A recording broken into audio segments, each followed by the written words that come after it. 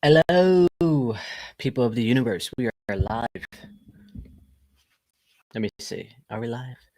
It says we are live. Can you hear me? Testing, testing. Okay. I need to do a test because ever since I've been scarred for going live and my mic my mic wasn't working, so ever since then I've been scarred.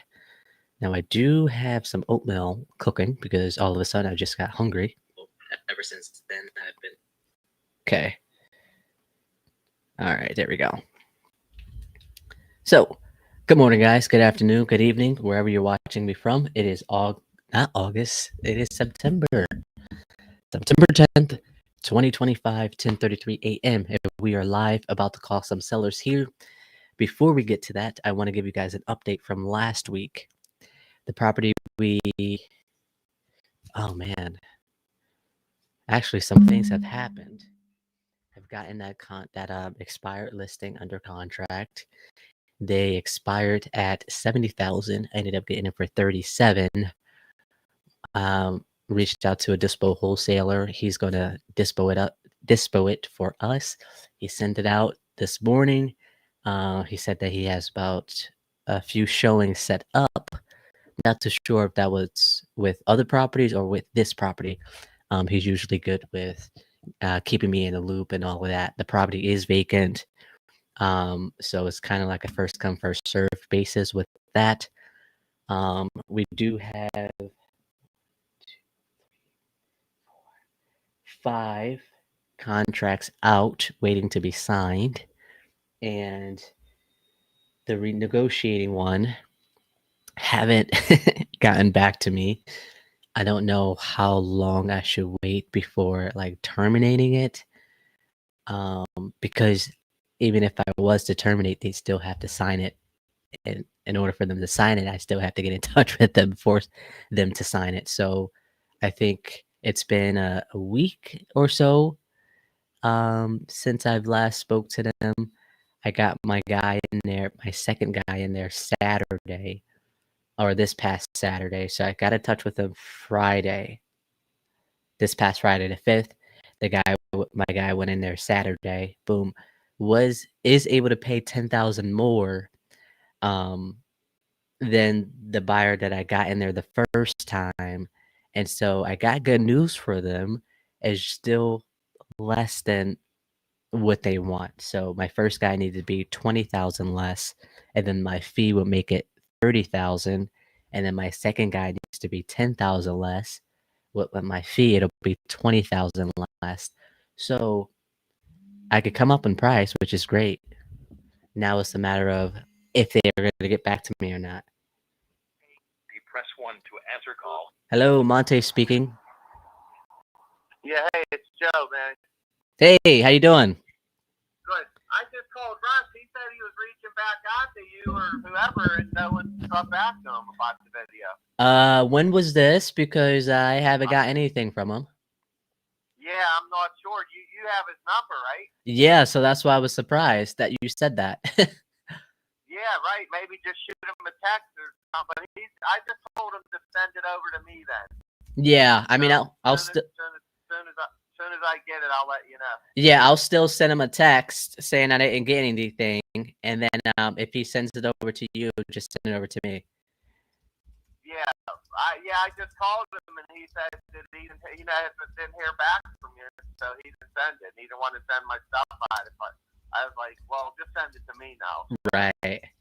But yeah, you don't even have to send him that text. We'll just wait for him to send it to me here. Okay. What is your email so I can send the purchase agreement over?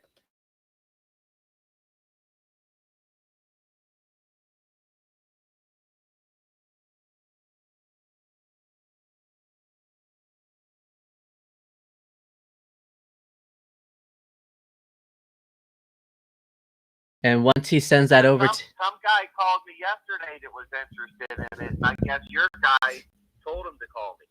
Is that guy's name Jack? No. What's your guy's name? Eddie. Eddie. Okay, maybe it was. Is he with home buyers or no? No, we are the buyers. Okay. Yeah, okay. Someone called me yesterday. I thought he said he was with that guy. You said no. No. All right, yeah. Yeah, send it over, and then as soon as I get the video, I'll send it over to you, and then we can walk through. Like I said, it didn't rain real hard, but it rained hard enough. Yeah. And there wasn't a drop of water in there because he fixed both of them downspots with pure hard plastic, and the water runs right out, so it don't get in there. And the garage didn't have any water in it either. Perfect. And that said, the things are working good. And he even put 2 more little ones in the back. And strange after I think install it. So okay, yeah, I'm gonna send it over. There's a Paulette on here. Is that the that's wife? my wife. Okay.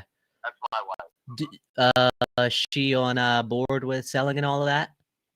Yeah, right. Yeah, okay. I do all the stuff. Yeah. We're good. Because she would have to sign as well. Yeah, that's fine. Yeah. Okay. Am I sending it to the same email, or do you know her email for me to send it over? That's our home email. Yep. Okay. Fine. So you're ready?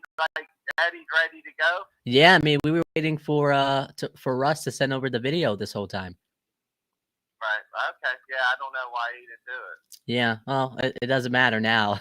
So right. Once he's as soon as I get it, I'll forward it over to your email. All right, and then well, I'll text you my. Want to walk through it again just to see everything's the same. Yeah, I'll text you my email. The purchase agreement has a different email, so I'll text you my email now, and then once he sends it over, send it to me there, and then give me about 10 minutes. I'll have that purchase agreement over to you. Okay. Okay. Awesome. I'll talk to you. You got it. Bye. Bye. Yeah, buddy, that was the FSBO that I was just talking about. Hold on.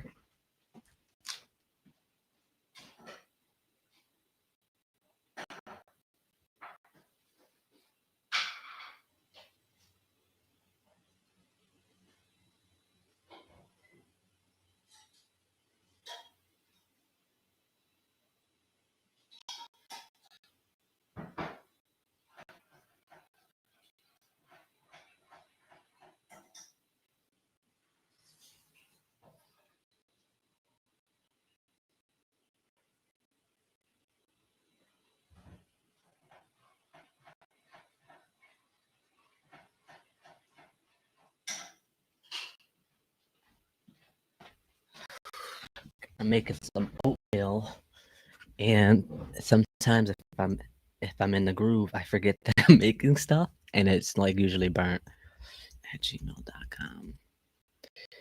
All right. So this wasn't the one I was.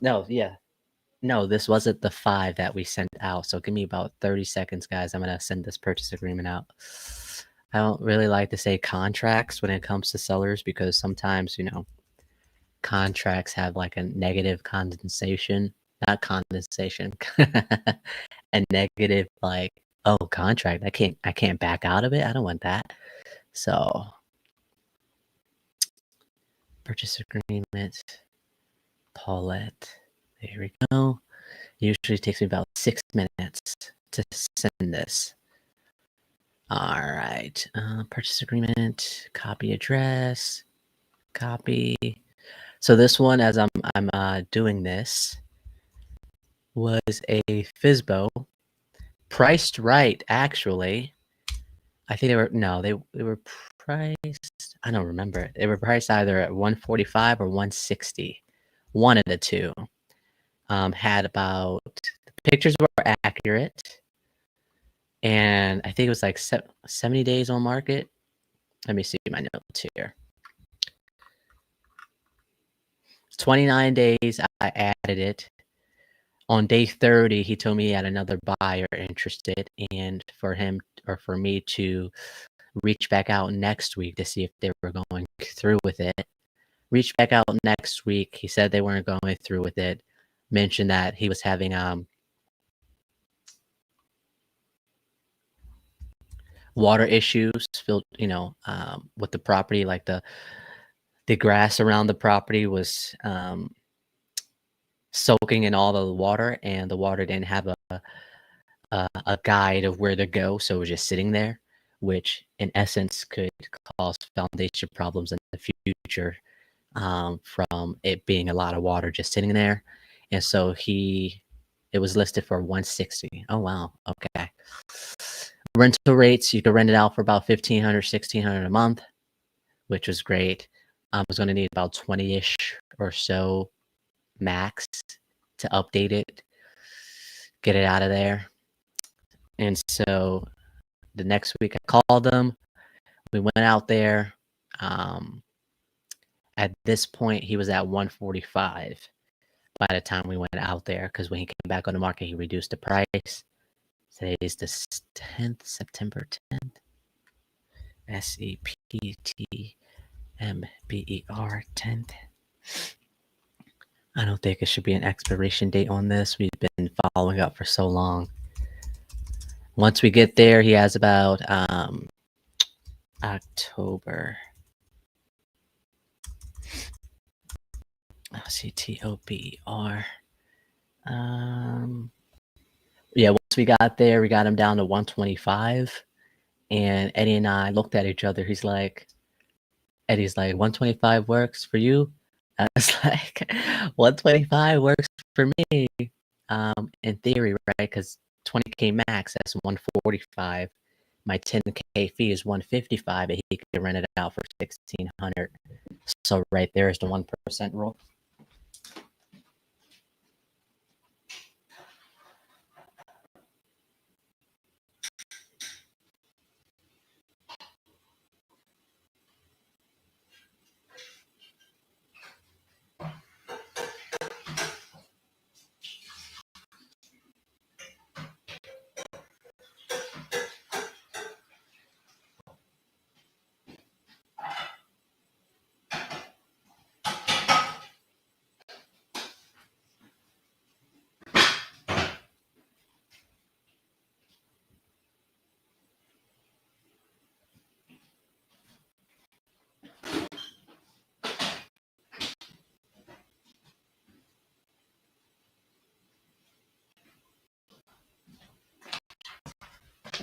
All right. Yeah, so the numbers work perfectly, and it's kind of like when I look at properties, I have a specific person in mind, and so I try to make it as easy as possible for me to not go back and forth with the seller and or have like multiple times that I'm coming out with different people. So if I talk about something, I have somebody in mind, and then I mention it to them, and I make sure we're close enough on price for it to seem appealing enough for them to come take a look at it, and then they do the negotiations right there. Keep it in mind that I like to make at least 10K per property. Generally speaking, I obviously on most or on other properties, I'm not going to get that, and they know that I'm okay with that. But if I know that the numbers make sense, I'm going to push for that 10K. So this is the great example of that. October, what is it? It's the 10th. I think he's good to go for the 10th. Let's do the 10th. Let's do the 17th a week later. 17th. He doesn't like this title company, so we're going to change it.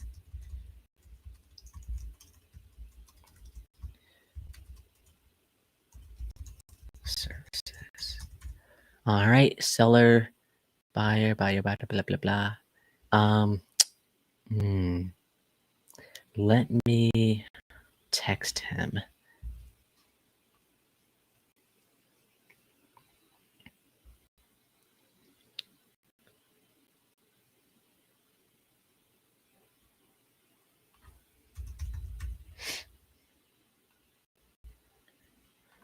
Hey.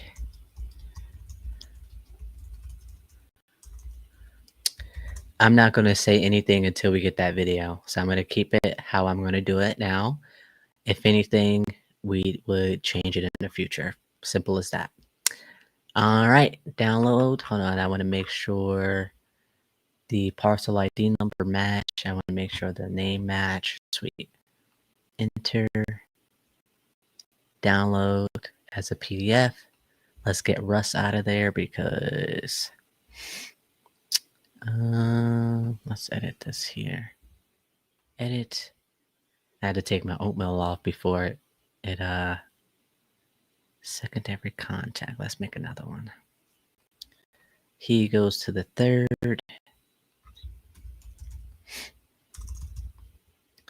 And we're just going to add the wife in second.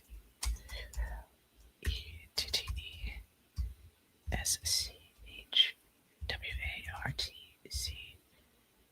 Okay. I'm going to copy the email. All right. Save. Okay. Now I get to upload it to the templates, so for Resembly, I use that as a CRM. I will want to. I'm not a big fan of having to upload the template if it's already customized to the person I'm sending it to. I would really like to add the template on the profile and not in the settings, right? So I have to go to the settings to upload it, to then go back to the profile to then send it. I would want to send it through the profile without having to go to the settings, if that makes sense, because it's not a template, because it's already customized to the person that I have to send it to, if that makes sense. Because if it was a template, I'd have to make sure he fills out all of the things that we need to fill out in order for it to be sent properly. And I've tried to do that before, and it sends blank instead of it being what I filled out or I want him to fill out, if that makes sense. So if it was a blank document, the property address would be blank, the APN would be blank, today's date would be blank, purchase, all the things, instead of it just being the name that we have to fill out. So let me just stop talking. All right, first name. Why does that look like that? Signer's name, boom, mandatory. All right. Escrow fees and costs. So this is interesting. This buyer,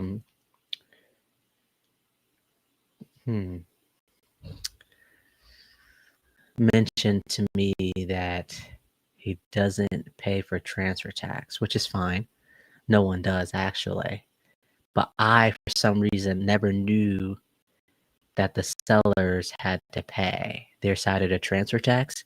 Because if you think about it, everybody says we pay all closing costs, right? All the fees associated with it, with selling a property. And so the buyer was like, does he know he's paying his side of transfer tax? And I go, I didn't know that, so I don't think he knows that. And ended up losing the deal because the sellers was like, you said 230 net. I was like, yeah, I did. Theoretically speaking, he'd be walking away with 227. So I find that very interesting. And so when I talk to these sellers now and go, we pay for the closing costs. The only thing you'd be responsible for is your side of the transfer tax and the prorated taxes. Just to clarify, because I don't want to go through that again. I'd rather them be surprised that they don't have to pay for it than to not be surprised, or to be surprised that they do have to pay for it. W. I am filling out a contract for them to sign. Right. And he's already seen it. Just have to verify that the water filtration has been fixed to his comfortability, since it rained already a few times since we've last seen it. So we just need confirmation of the person who did the work, and we'd be good to go. Initial. I should have timed myself. Signer's name, mandatory. All right, and add me. Checkbox, buyer, escrow fees and cost. Checkbox, standard title policy, buyer, checkbox, HOA disclosure, capital reserve if applicable. I'm going to do 50-50 on that. Yeah, actually, have the seller do that. All right.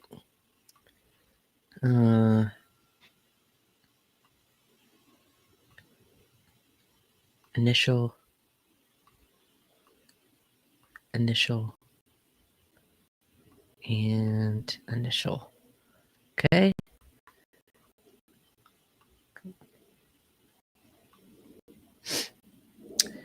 Those watching, where are you? Oh, I got comments. Okay, hold on. Hello there. Do you know anything about lead's name? Ellie? No. Is that an owner's name, or is that like a platform called that?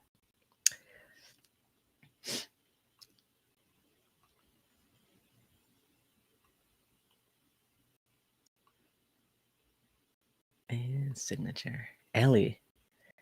Property lead source. No, never heard of it.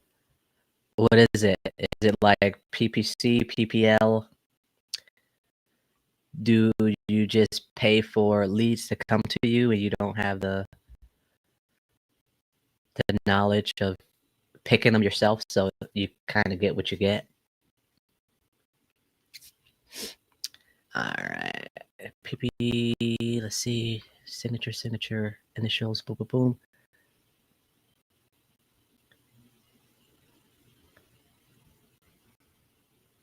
Wait, which one? You get what you get, or you get to pick what you get? All right, we just sent that purchase agreement over. In process.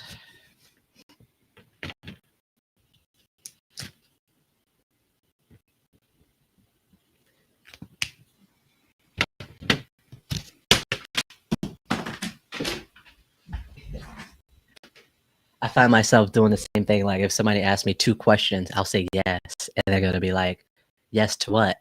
I asked you 2 questions. Hey Joe,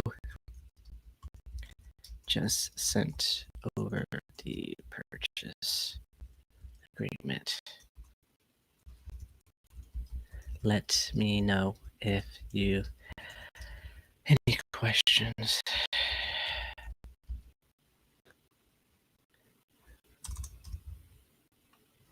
All right, he gets moved from. Yeah, ISpeedtoLead. You get to pick what you want. Contract sent. Yo, Ballridge, what's going on? I just sent over a contract to a FISBO. He actually took it off the market now, so I don't know if you call that expired, but we sent it.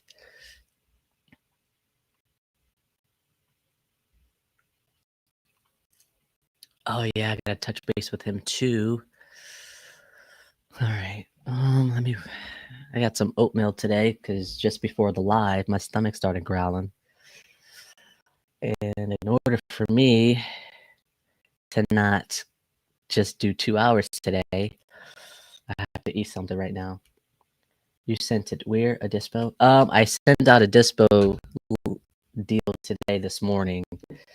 It's in Homestead. If you're familiar with the area, I don't have many buyers in that area, so I usually just dispo those, the ones that I don't have buyers in.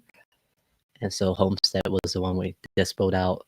Got it signed yesterday. They sent it out this morning, and now we How much do so, actually, I don't know.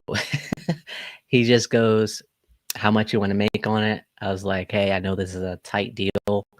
If I'd be okay with just walking away with 5." If the numbers make sense, about a couple days. I say they usually know within about 5 days or so. Um, it's vacant, so it's first come, first serve. They sent it out this morning. They said they have some interest in it today. Not too sure, uh, where it goes from there. So, end of the day, he'll let me know, give or take, by Friday. He's be like, "Hey, dude, we have interest. We don't have any offers. So, we could do a price reduction. Let me know what you think, and we'll go for there." So they're going to be. What do they have it out for? Let me see. They have it out for 52. We got it for 37. So if I make 5, they make 10. I'm okay with that. All right, contract sent.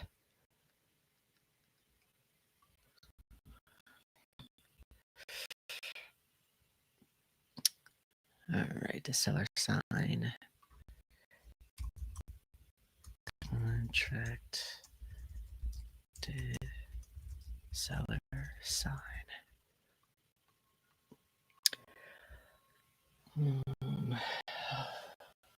You're in Pittsburgh, right, Dalridge? Or am I thinking about somebody else? Where you at? All right, we got some leads to call today. Waiting for their decision. We're gonna try to give them a call today. Husband is in a hospital. We're gonna call back. Kansas City. Ah, are you the solar guy? Sorry, I didn't. Are you a guy? I don't want to assume.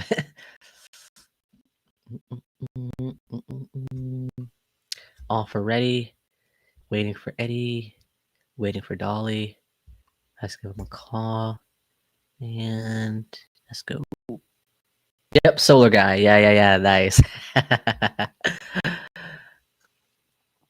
All right. Let's see. All right. We have yet to get these people on the phone. How long? Let me see. So I got 2 offers for the seller. Both are less than what we originally contracted at, 120, or if we want to be transparent, 119. First buyer came back at 100, including my fee, and the second buyer came back at 110, including my fee. So the first time I was like, "Hey," the 100 guy, I was like, "Seller, we need to be at 90." And they were like, "No, too low." And I go, "Is it okay for me to get another quote and see if we could get a little bit more, or see if they could come in less for rehab than the first guy?" Turns out 10K more, theoretically speaking, for the seller and for me, right? So instead of saying 90,000, I could say 100,000. But theoretically speaking, it's still 19,000 less than what they originally wanted. Haven't been able to get a hold of them, and so we're gonna try to call them now. Hopefully, we'll be able to get a hold of them. It just goes straight to voicemail. It's like they blocked me or something. We'll see. Hopefully, I'm not blocked.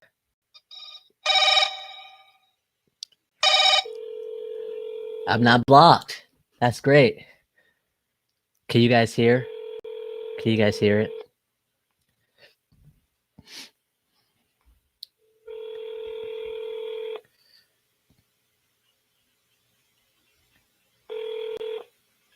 You have reached.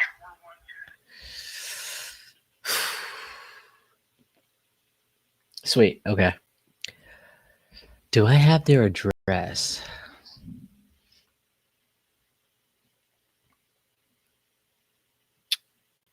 What do you do if they don't answer?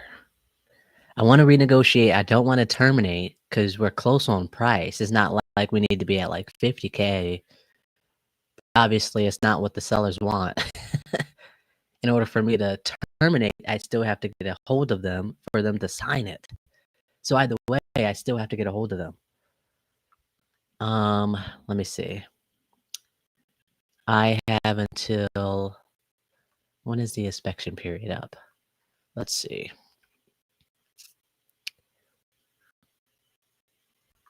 All right, they signed it. Did they sign it on the 29th?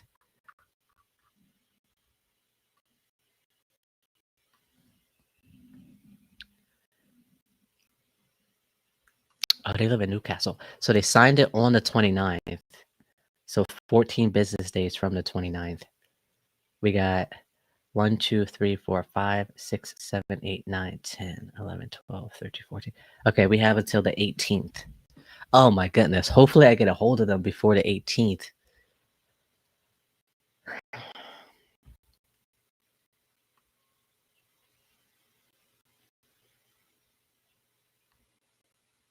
Better try again.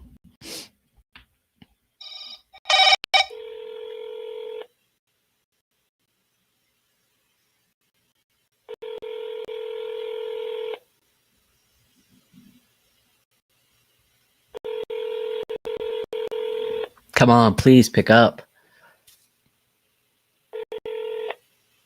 You have reached All right, that was the landline. He gave me his cell phone number. They don't really use it, but we're still going to call it.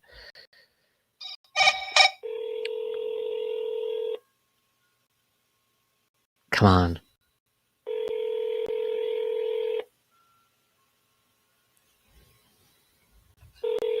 I sent them a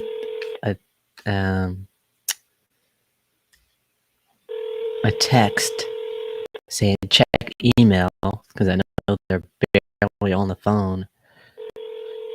Because I sent them an email. I think I'm going to send them a piece of mail in the mail now that I have their address. I'm going to do that.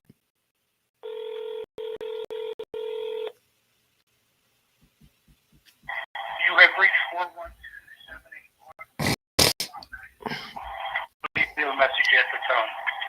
Hey, Barry and Miss Leslie, this is Monte Rodriguez. Got some good news for you, but I would love to speak to you about it. We're able to come up a little bit from the 90, but we're still not able to make the 120 work, but I'm still trying to make something work on our end. We are interested in buying the property. I just need to get a hold of you either way. If you could, just give me a call or shoot me an email, whatever works for you. I just really need to talk to you guys. 412-912-1888. Thank you. All right. And I say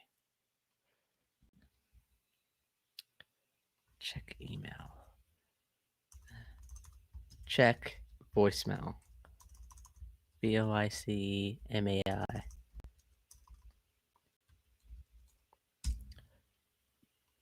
Try to keep the text messages short and compact. We have until the 18th for our inspection period to be done. I'm going to send them something in the mail now that I have their new address via the contract. And we'll see. We'll see. I'm just going to send them. What should I send them? I have to negotiate. I'm willing to make 10 on it. So I'm going to say 100K new purchase price. We would just need to camera the sewer line. Give me a call. Maybe I'll say that. I'll send them a piece of mail. We're gonna say, give me a task. Send mail with new purchase. Or should I just send them the addendum? Ooh. What do you think I should do, guys? Should I send them the... Because even if I send it to them in the mail, they would still have to sign it and send it back. Or should I just send them the new email with the addendum? What do you think I should do? They're not answering me.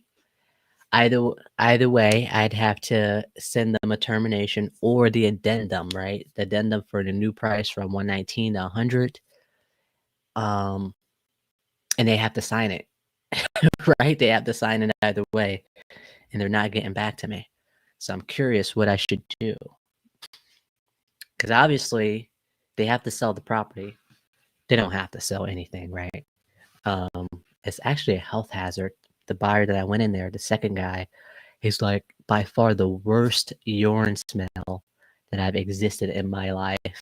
He's like, we have to replace the whole first floor, new subfloor and everything, and treat the floor joists. And he's like, it get pretty costly, and he's still 10K more than the first guy. So I'm really curious what to do. I don't know what to do. I don't. I'm going to try to call him later today as well. All right, where's this person? This was a FISBO. This is a wholesaler, has some interest in it right now. Current rent's $900 a month. Currently on month-to-month. Tenant has been there for about 20 years, would like to stay. Knows that the rent would increase. Wiggle room on the price. She sent me her email so I could send the offer over. Possible rents could be $1,200. Would possibly put $20K into the property. Would need to be all in for $40K. What are they listed at? Why should be like 100,000?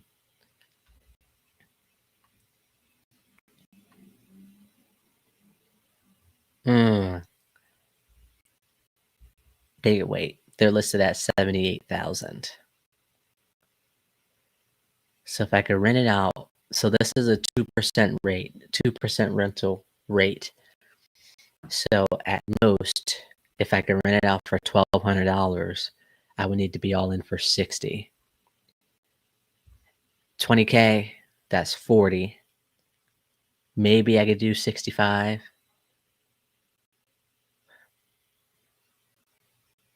Wait, I just confused myself. So if we could rent it out for $1,200 a month, 2% of 1,200 is 60, right? So I have to be all in for 60,000. I could possibly get my buyer to 65, or sorry, 45K. So I'm going to have to offer 40K, 40 to 45. I can make 5 on it. I'll be okay with that. So they're listed at 78. I need to be at 40 to 45 just based off of numbers there and what the property looks like. They're 6 days on the market as a flat fee listing service, which the person I was speaking to said that they were a wholesaler. So I'm almost positive they have it for more than 45. So curiosity will strike. Do I wait until it's like 30 days on the market, or knowing that it's a wholesaler, do I just wait for it to come off the market? What do you guys think? Should I wait 30 days to call the wholesaler back? It's currently on day 6. Or do I wait for it to come off the market knowing that it's a wholesaler that has it too high? Option A, wait 30 days, call the wholesaler back. Option B, just wait for it to come off the market.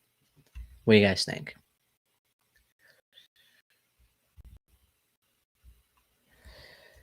I would need to be closer to 40, 45K. Currently 6 days on the market. Option A, wait 30 days. All right, we'll wait for 30 days. They should give a decent amount of time of see if they're going to come down on price or if they're going to expire. I'm kind of curious how long this wholesaler has. All right. Brought 3 new leads this morning. Let me get these follow-ups. If you had 10K starting out in wholesaling, would you do ISpeedtoLead or something else? Ooh. So that is an interesting question. Hold on, let me finish this task. Is property still available? So 10K can go a long way. Knowing that 30 days, 6, 12, 18, 24, 30. So if I just had a flat out 10,000, because I'd go by how much I can spend per month on a consistent basis. I like to do that. So if I had 10K flat out, I would split it up to, I say 1,000 a month. If I had 1,000 a month, so 10 months, 1,000 a month, I would do, so 1 month I would do speed to lead for 1,000, get a decent amount. Actually, I would do 500. So let's say $10,000 flat out. You gave me 10K. Oh man, I could do a lot with this. My hand is spinning. I don't need any sort of like CRM or anything. I would do $500 with speed to lead. Usually if you upload $500 or 1,000 if you go all in first month, $1,000. I think they give you an extra $200, $300 in extra lead money. So theoretically you have about $1,300, get a lot of leads, call on those leads, follow up, do all the things for the first month. Second month, I would do $500 and then $500 somewhere else to split test, right? I know. So me, I am not nationwide. I'm countywide. So that's the thing. So Coupon Club, of course, I would use Coupon Club to get more volume since it'll be $30 instead of however much it is. And exclusively, nothing is ever exclusive. If they're filling out a form online, they're hitting a bunch of websites. I think of like being exclusive is like searching for a job, right? You go to Indeed, you go to ZipRecruiter, you go to LinkedIn, right? So you have all these opportunities to get jobs. Think of it as the sellers, right? And so instead of buying exclusive the first day it come out, why not just wait the next day to get it for $30?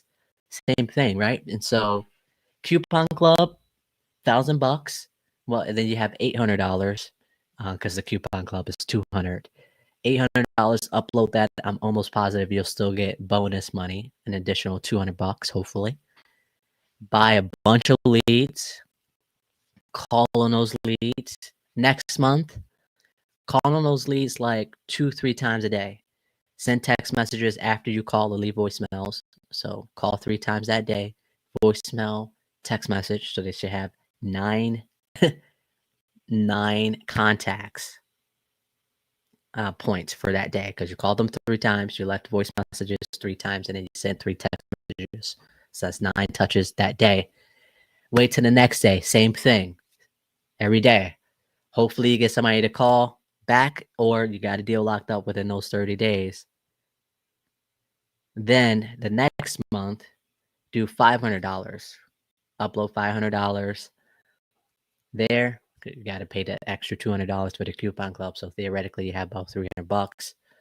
Then do whatever you want with that $300, right? You could get an exclusive lead.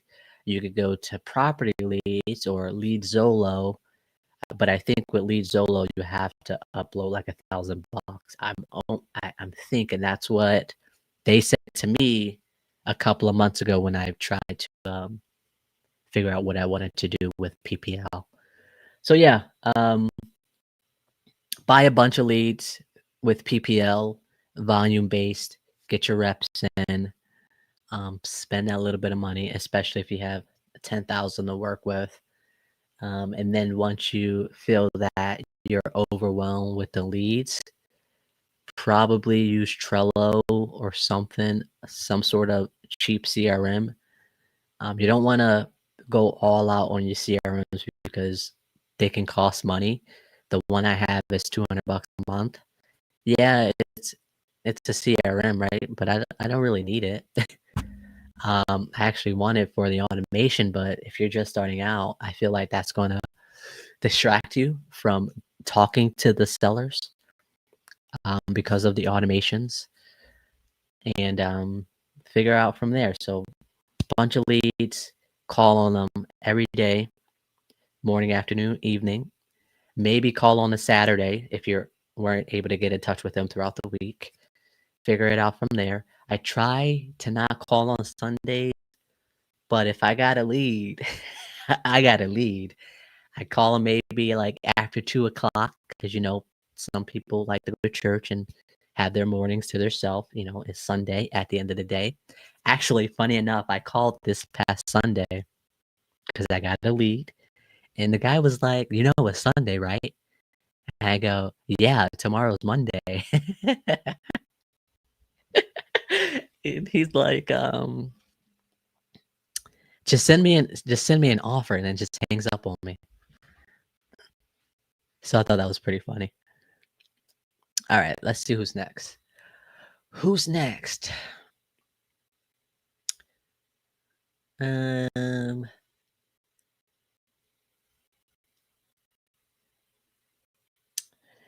Um, it depends per lead. Let me see. These ones they came in this morning, so when I brought them, nobody else brought them. But the most that I've seen on the lead that I brought was 8. So 8 people brought that. And you think they might have brought it exclusively where they had to pay more than the $30, and I just got it for $30. And I be seeing like the cost of these leads. Let me see the 3 that I brought this morning. Let's see how much they cost without being on the coupon club.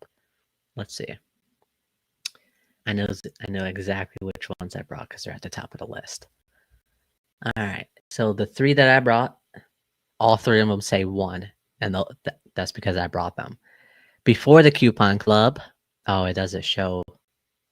Oh, because I already brought them.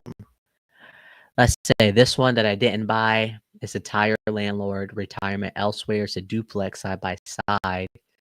I thought about buying it, but the notes were like, once it's sell side by side duplex, starting this is the last rental property owned after selling a previous portfolio due to retirement and desire to no longer manage rentals after 30 years. And I was like, great, let me just call it. And then I continued to read.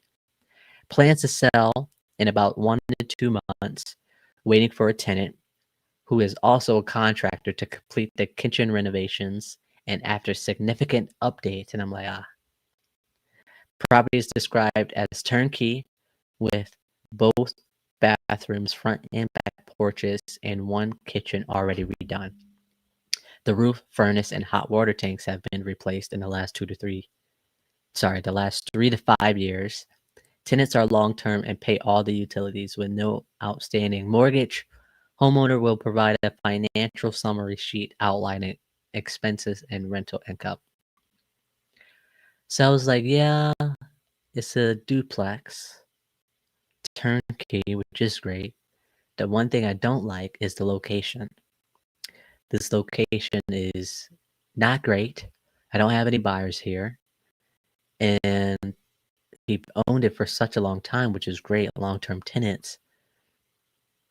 But the thing is,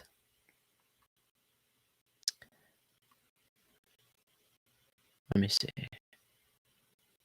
The location. I really, really don't like this location because there's a lot of like crime in this area, and people that I've spoke to in the past about this area, they're like, if you ever see anything in this area, don't get it.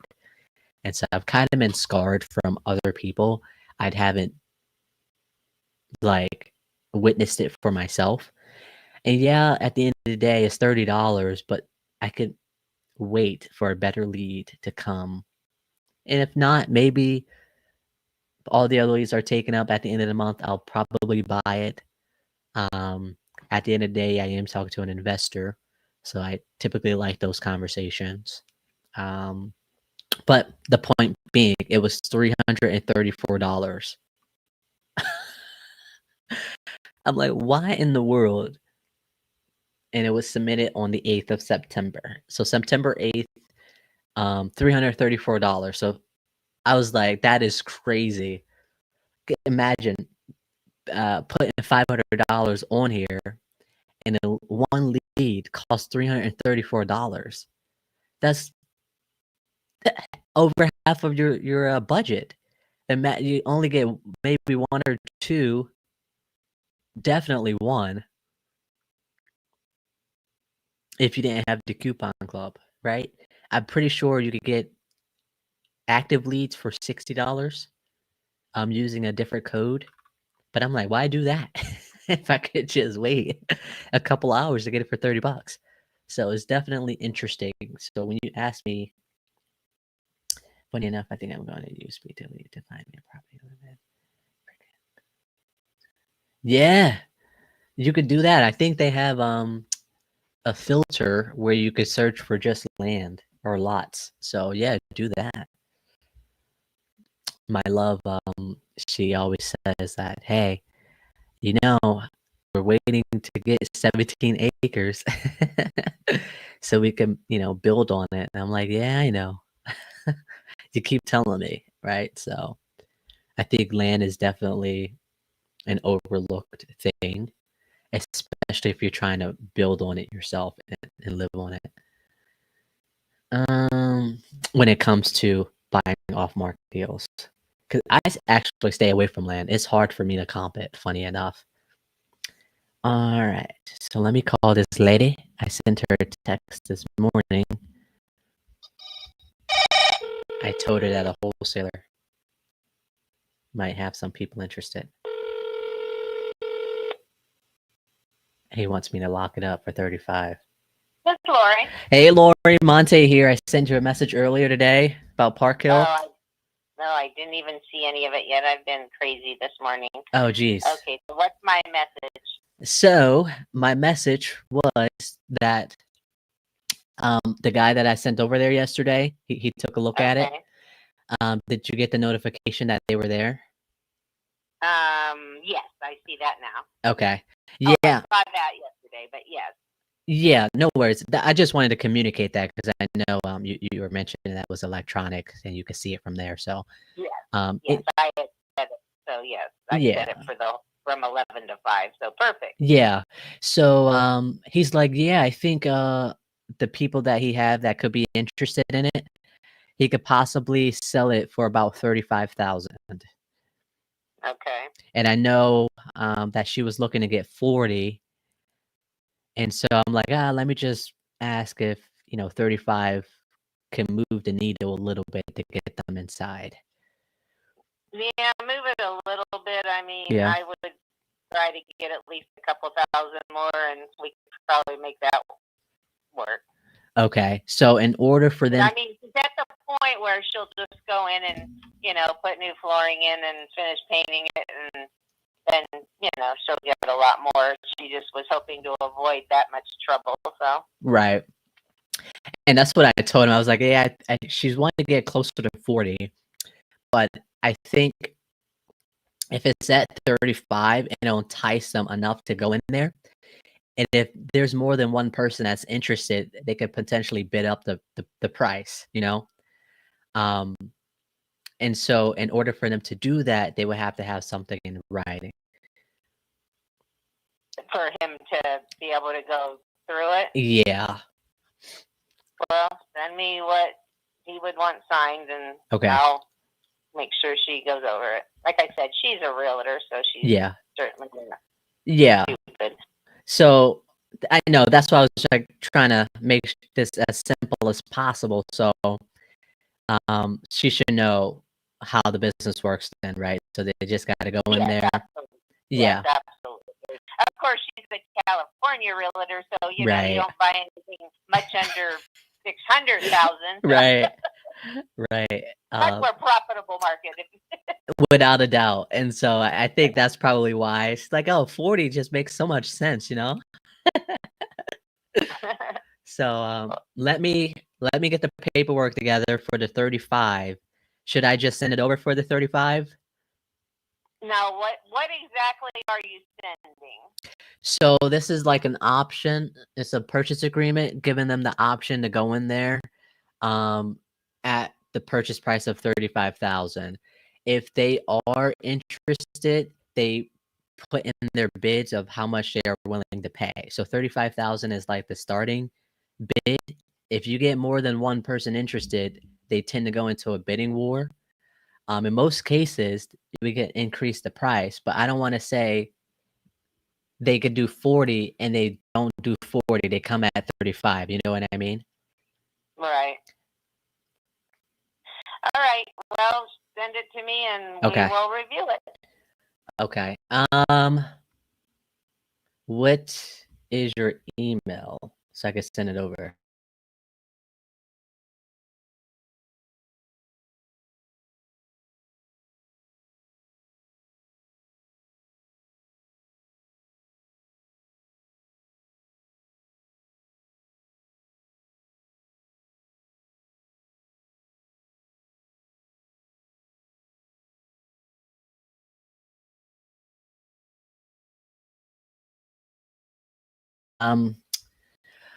Give me the rest of you gonna be busy today?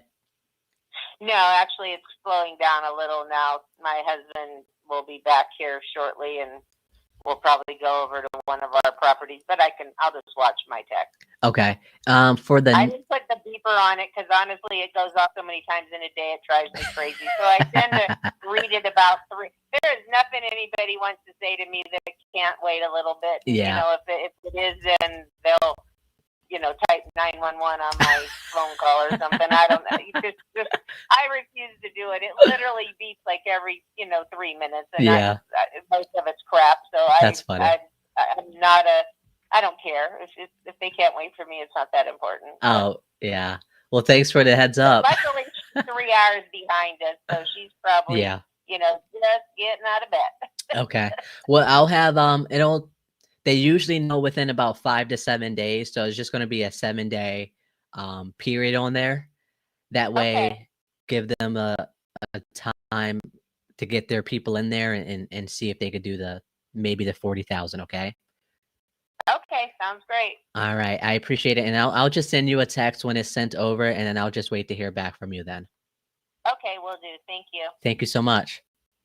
Bye-bye. All righty. Let me eat some more of this.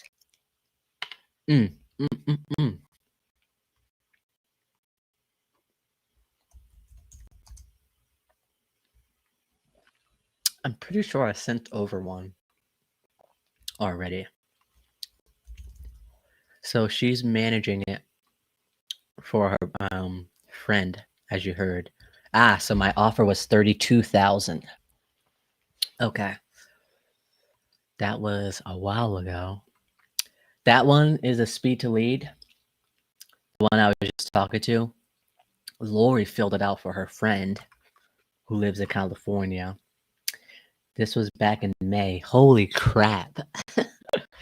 So May information 3-2 tenants pay $850 a month plus all utilities. Tenant was not paying, end up moving the mother in the property, hoping the mother would start paying. They ended up going to court. If the tenant messed up or missed that next payment, then they will be evicted. Seller is out of California, who's an agent in California. Sister is not in real estate, which I think, who was I talking to? I think Lori is the friend. She's not the sister. The 2 units were combined, making it a 4-1. The guy went in there yesterday was saying it's a 3-2, not a 4-2. It's pretty good. He has a few buyers interested around the 50-ish or so price. So this is kind of interesting, right? Same deal as the Homestead one. So what we're going to do, when did we send the 32,000 offer? They had a higher offer. The buyer ended up backing out. So she texted me saying if we were still interested.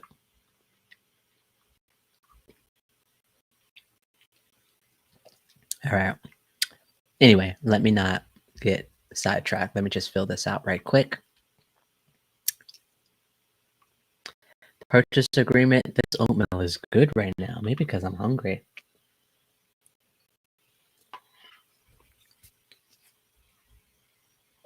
Yeah, in order for me to stay on for longer than 2 hours today, I needed to get something in my stomach.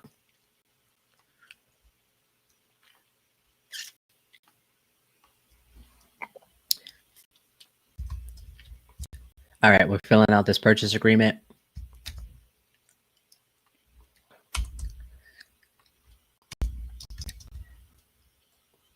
No, like, so I work between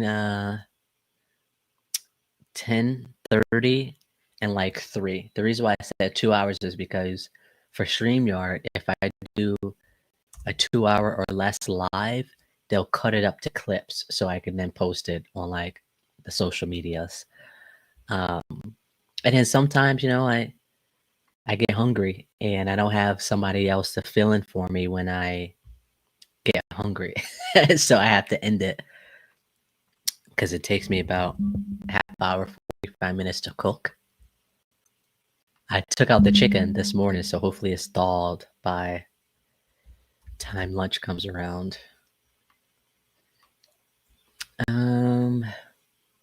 Dude, that'd be sick if I only worked 2 hours a day. I want to know what to do. What did I say? 35. 35, September 10th. Do you remember? September 10th. It's the 10th, yes? Yeah. I'm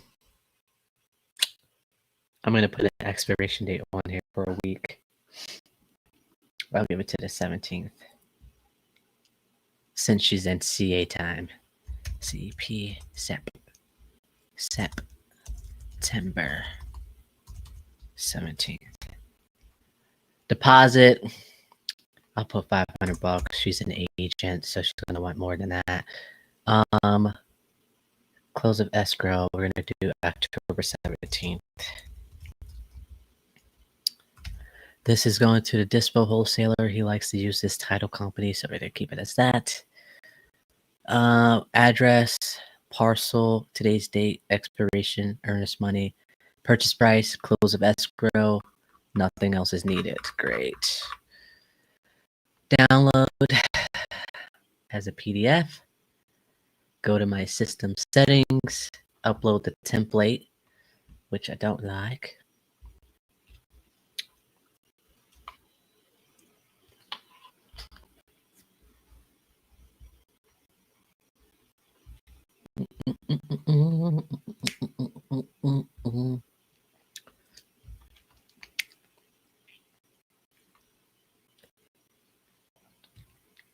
Download. Do you remember? This oatmeal is good right now.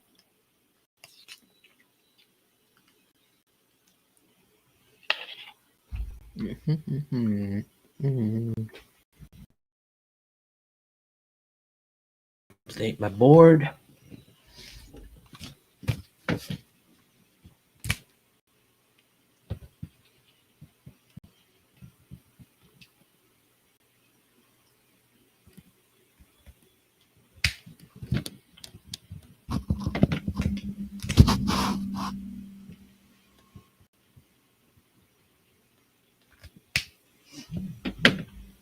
Who texted me? Oh, shuck it. No.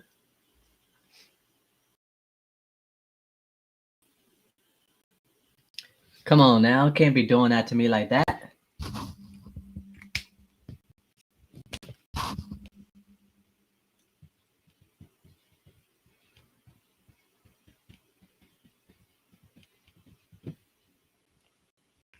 Dude, my guy Mayron got a few properties for me, man. He got 3 of my properties right now. The dispo wholesaler, which is great. On a blue summer cloudy day. Yeah, blah. All right, let me send this over to her. Hold the phone. I have to update this. What do I want to do? Shall.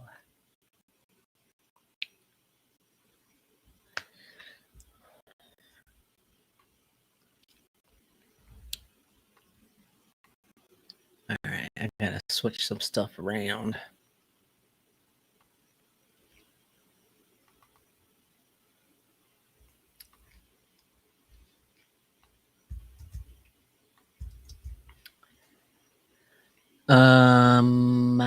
Let me just put this up here. Other, save. Send the e-sign. Hold on, guys. I know.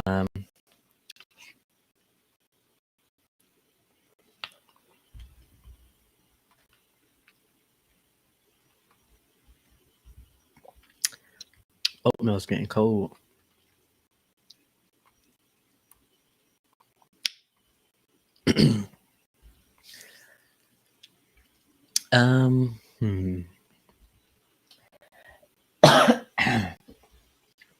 Actually, I'm not going to send it for the e-sign because I would need her email. So I'm just going to do the PDF version. Actually, let me do that now. That way they can print it out. Do what they got to do.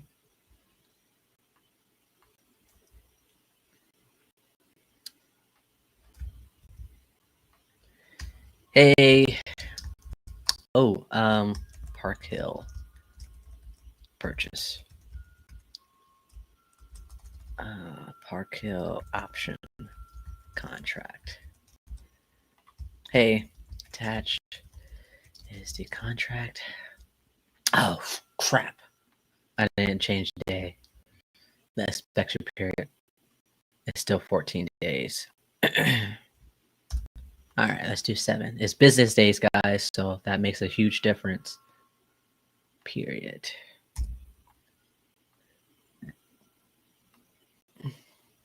She would have been like, denied. You said 7 days. Why is it 14? Blah, blah, blah, blah, blah. Contract. I didn't want to send.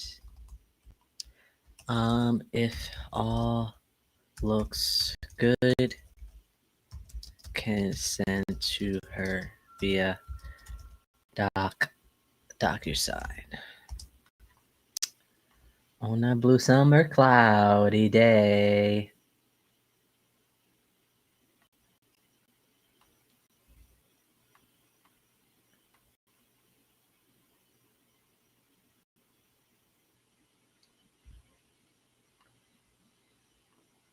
Let me send her a text.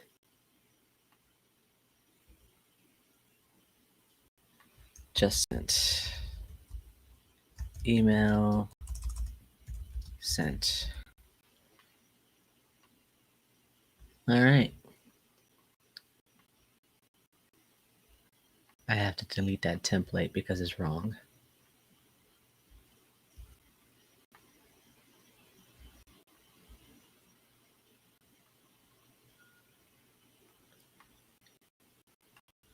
All right, guys, back to our regular schedule program. All right, sent. I can't mark that as a contract sent because we didn't technically send it. Contract for 35K. We'll take a look at it and get back to me.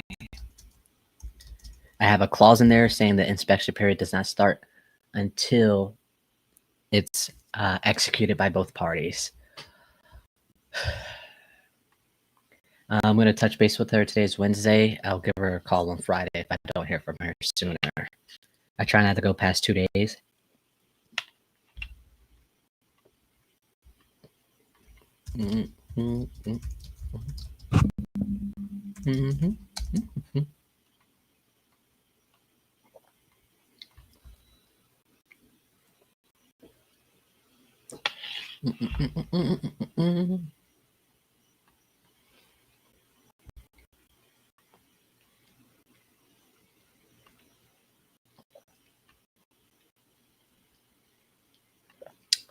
All right.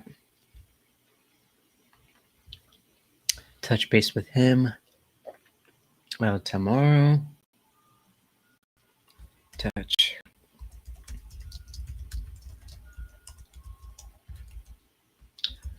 Oh, here we go. You better not leave it at my door. Amazon, I swear, it says number 1 on my door. Why am I getting number 2 and number 3? No lease there. A family member lives there currently and would need 30 days to vacate. Sweet.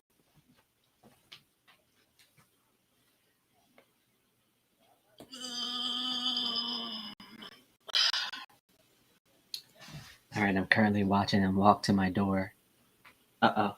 There we go. No, you're good. Keep walking.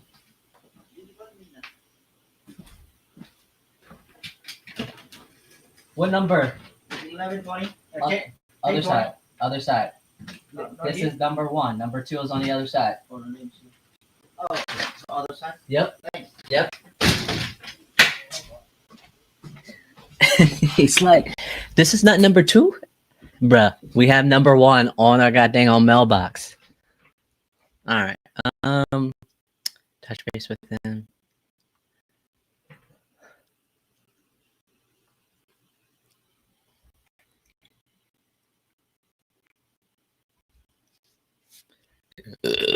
Excuse me. What was I doing? Okay. We're done with the ones that we need to push forward. Now we go to our contract sent. I love that. I can't be any more clear. If it's not number 1, do not put it here.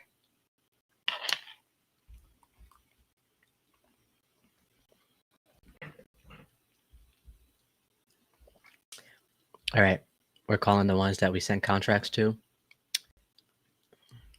This guy. What's today? Wednesday? He's at his shop.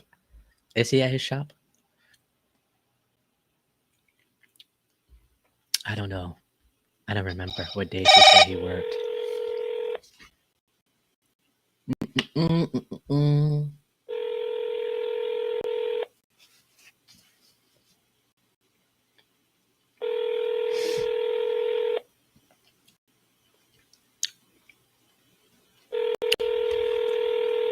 They didn't open it. They didn't look at it. Hello, you reached it. Our business hours are Thursday, Friday, Saturday. Thursday, Friday, Saturday. Okay, let's call the house number.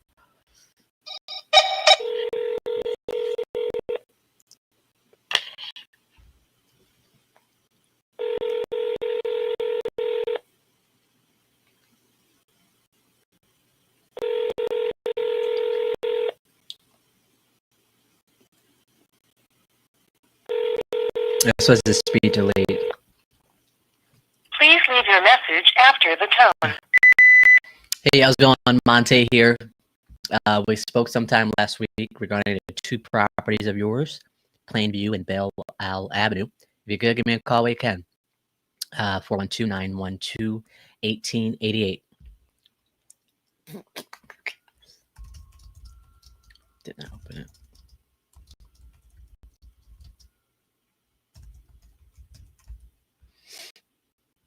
Damn, we had a good conversation too. Both, I talked to the wife first, and then I talked to the husband first, and I thought we hit it off for sure. All right, did she open it?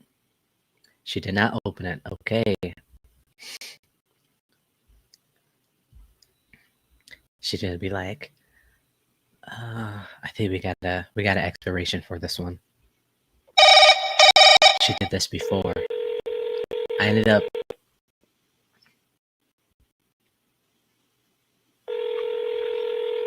Funny enough, I'll tell you after this one.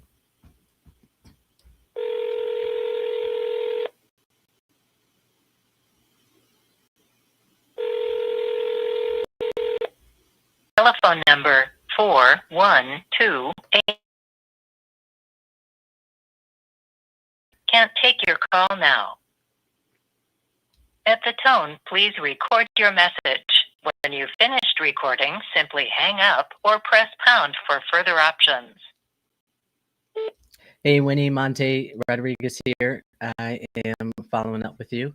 See if you had a chance to take a look at the purchase agreement that we sent over to you. On our end, says that it wasn't opened or viewed. I believe there is an expiration date as far our offer goes. If you could, just give me a call. If you have any questions or concerns, I would love to answer them for you. 412-912-1888. Thank you. Why?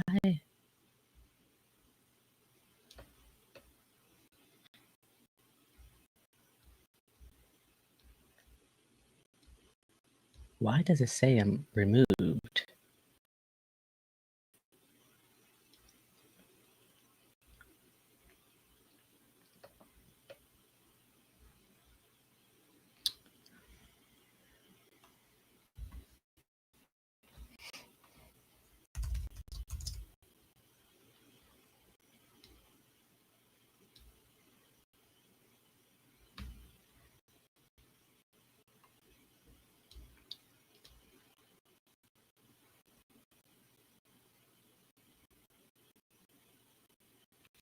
Does it really? Hold on, guys. It's not showing me on here.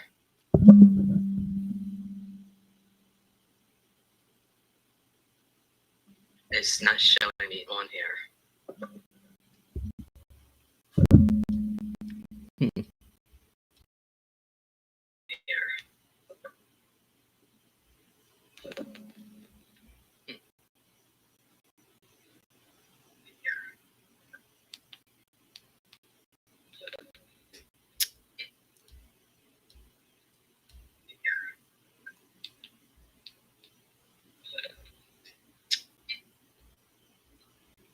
Like, even if I was to share,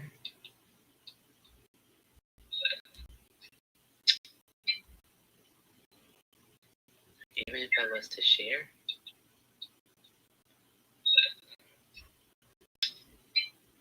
All right, guys, I think I got my audio back. All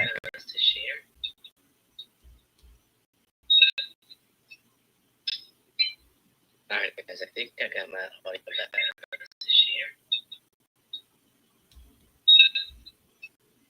All right. Whew.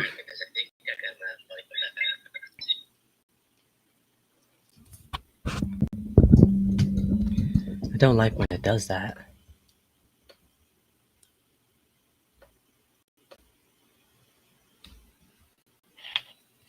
Is it because I was eating?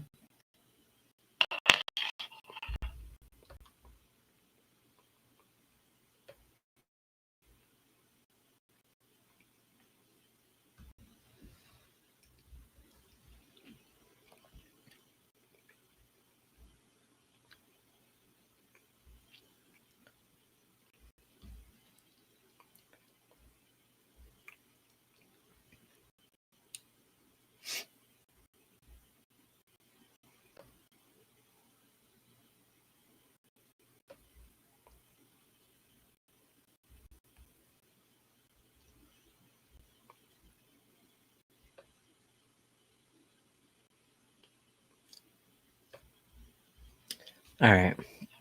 I don't know what was going on there, but hopefully it's back.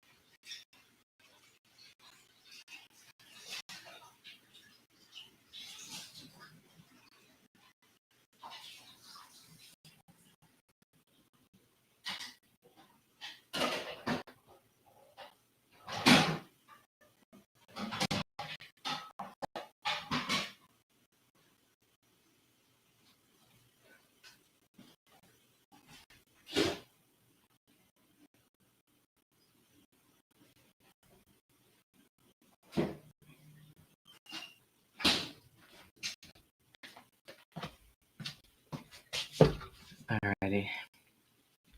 We are going to be standing up right now, so give me 30 seconds.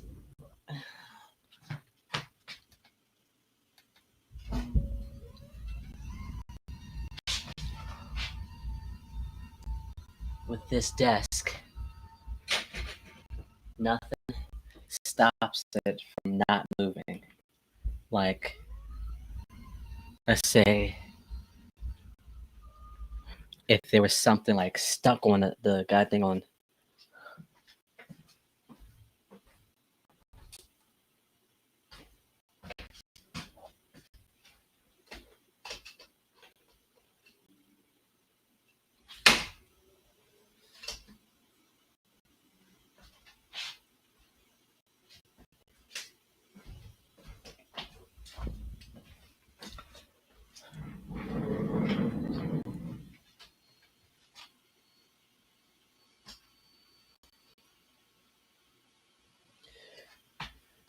Whoa, I don't like that.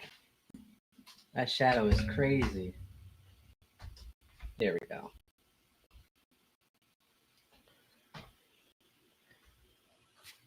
Well, I try my best, my people.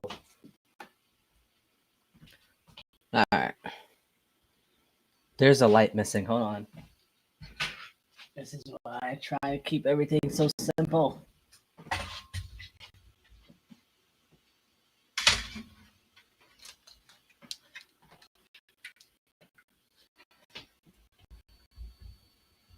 Whoever told you guys that lighting was easy, they lied.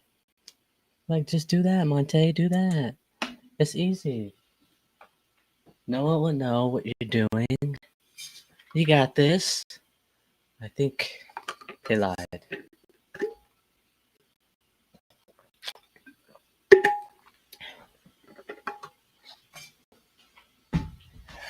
All right.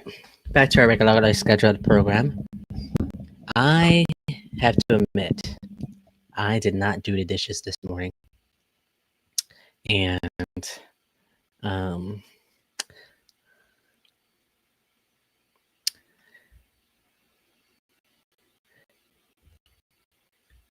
bruh, there's no lease, and you have a family member living there, and there's no lease for the second and third floor apartment.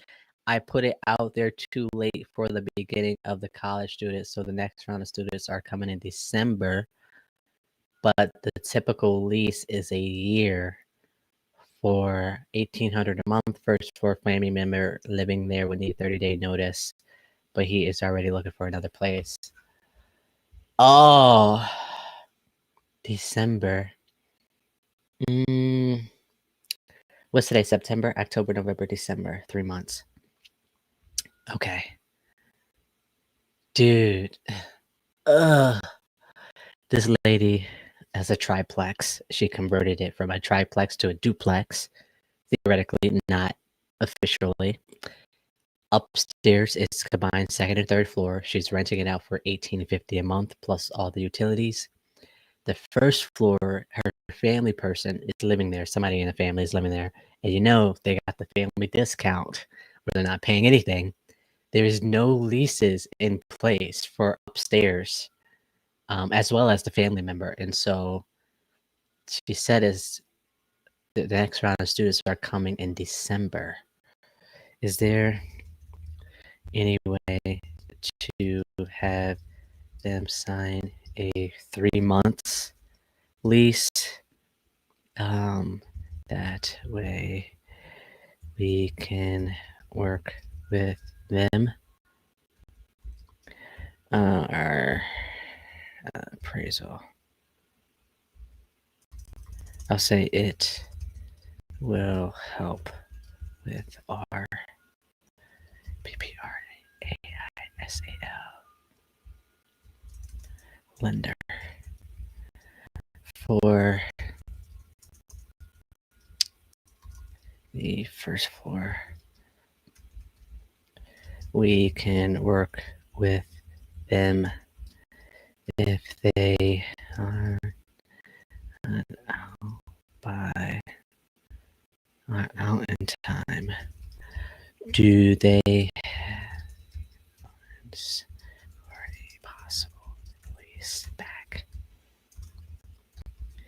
they will pay rent until they leave, move out. Is there any way to have them sign a 3 months lease since December? It's in 3 months. That way we can work with them if blah blah blah. It will help with our lender. For the first floor, we can work with them if they are not out in time. Do they have the funds for a possible lease back? Meaning, so the dispo wholesaler has a buyer who brought a property next door, or has a property next door to this one, meaning they will pay rent until they move out. That was 13 minutes ago. Sweet. Okay. He's like, dude, get this one 250. I think we could move it for 275. Meanwhile, they wanted 300. And I told them high ones, low twos. They countered me at 250. They countered themselves at 250 because I didn't give them any price. All right, let's see the next one.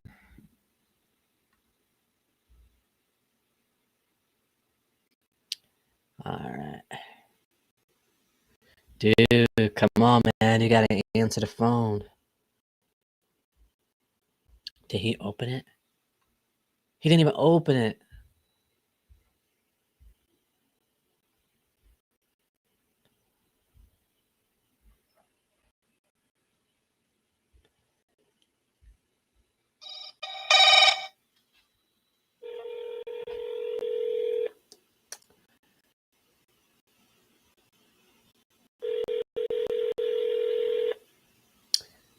What am I selling?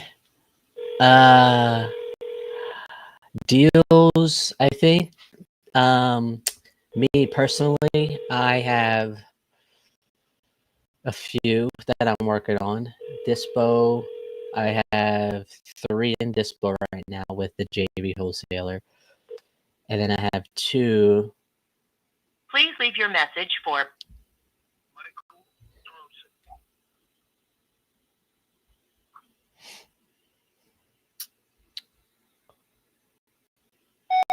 Michael Monte here. I don't want another month to go by where I don't hear from you. If you could give me a call when you can. Thanks.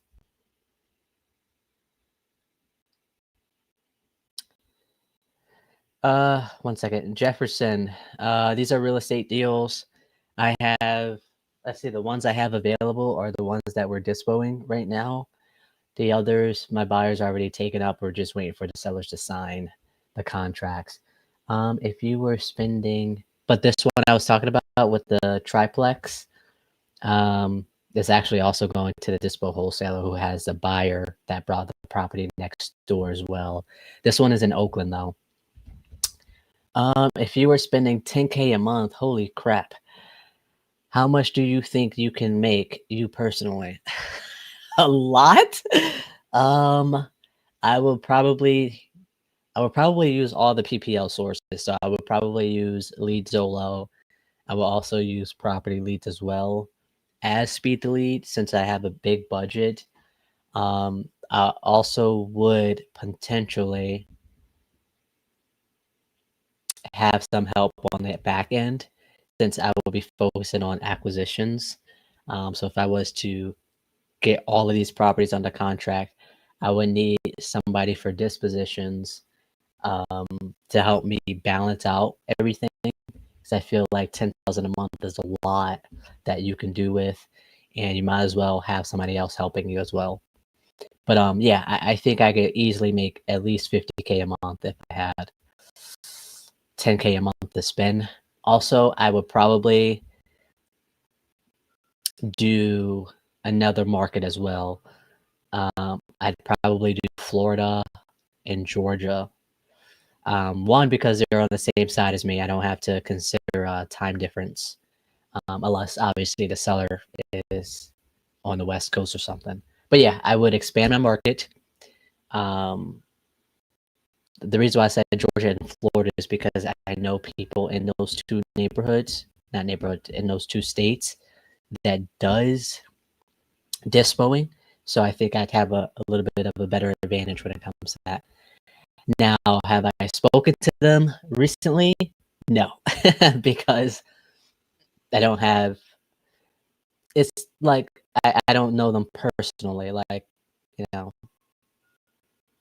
like I could call them and they answer type thing. I don't know them that well.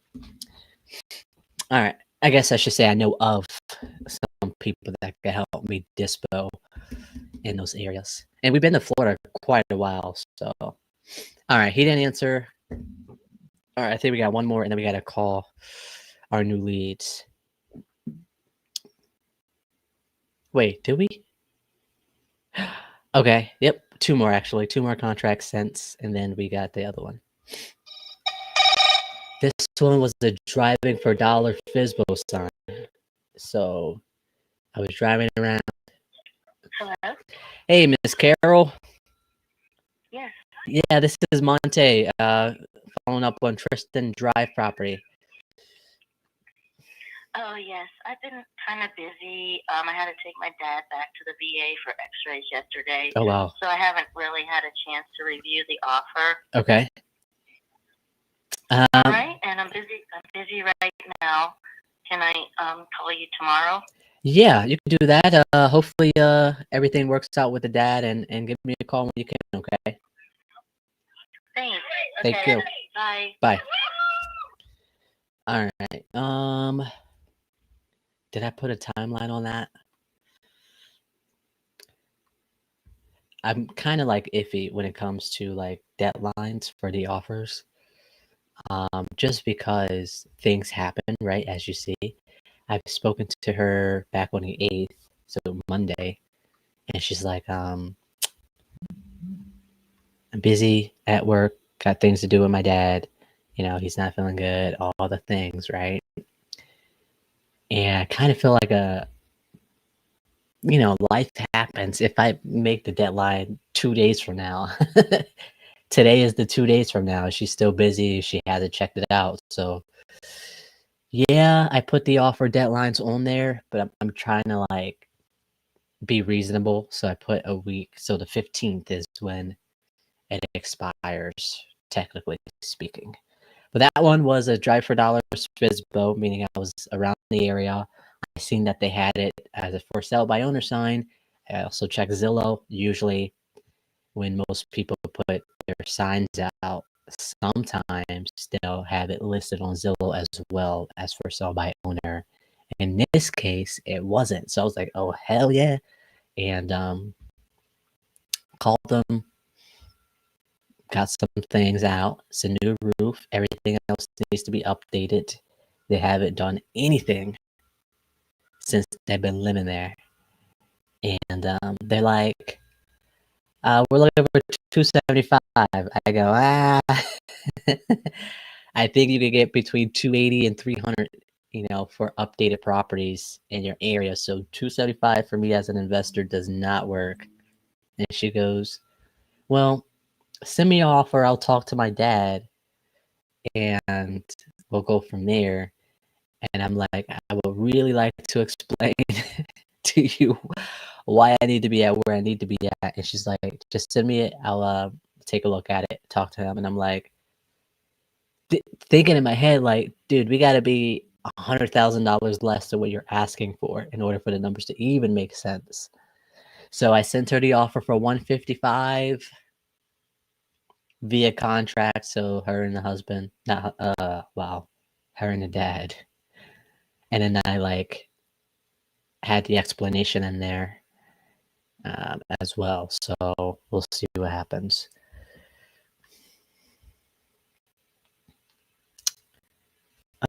Busy. Hadn't taken a look at it yet. We'll touch base tomorrow. Hopefully she does call me tomorrow. I don't want her to not call me. All right, Miss Dolly, let's see what we got here.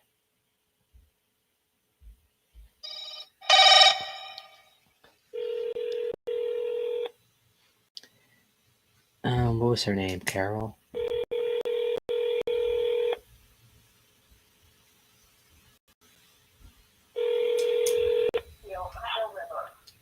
Hello. Miss Dolly, this is Monte.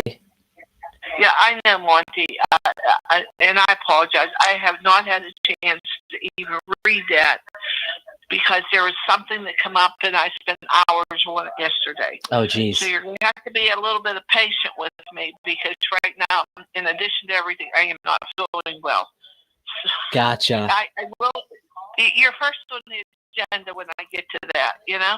Okay. Well, health comes first. I hope you feel better. You got to take a bath or something?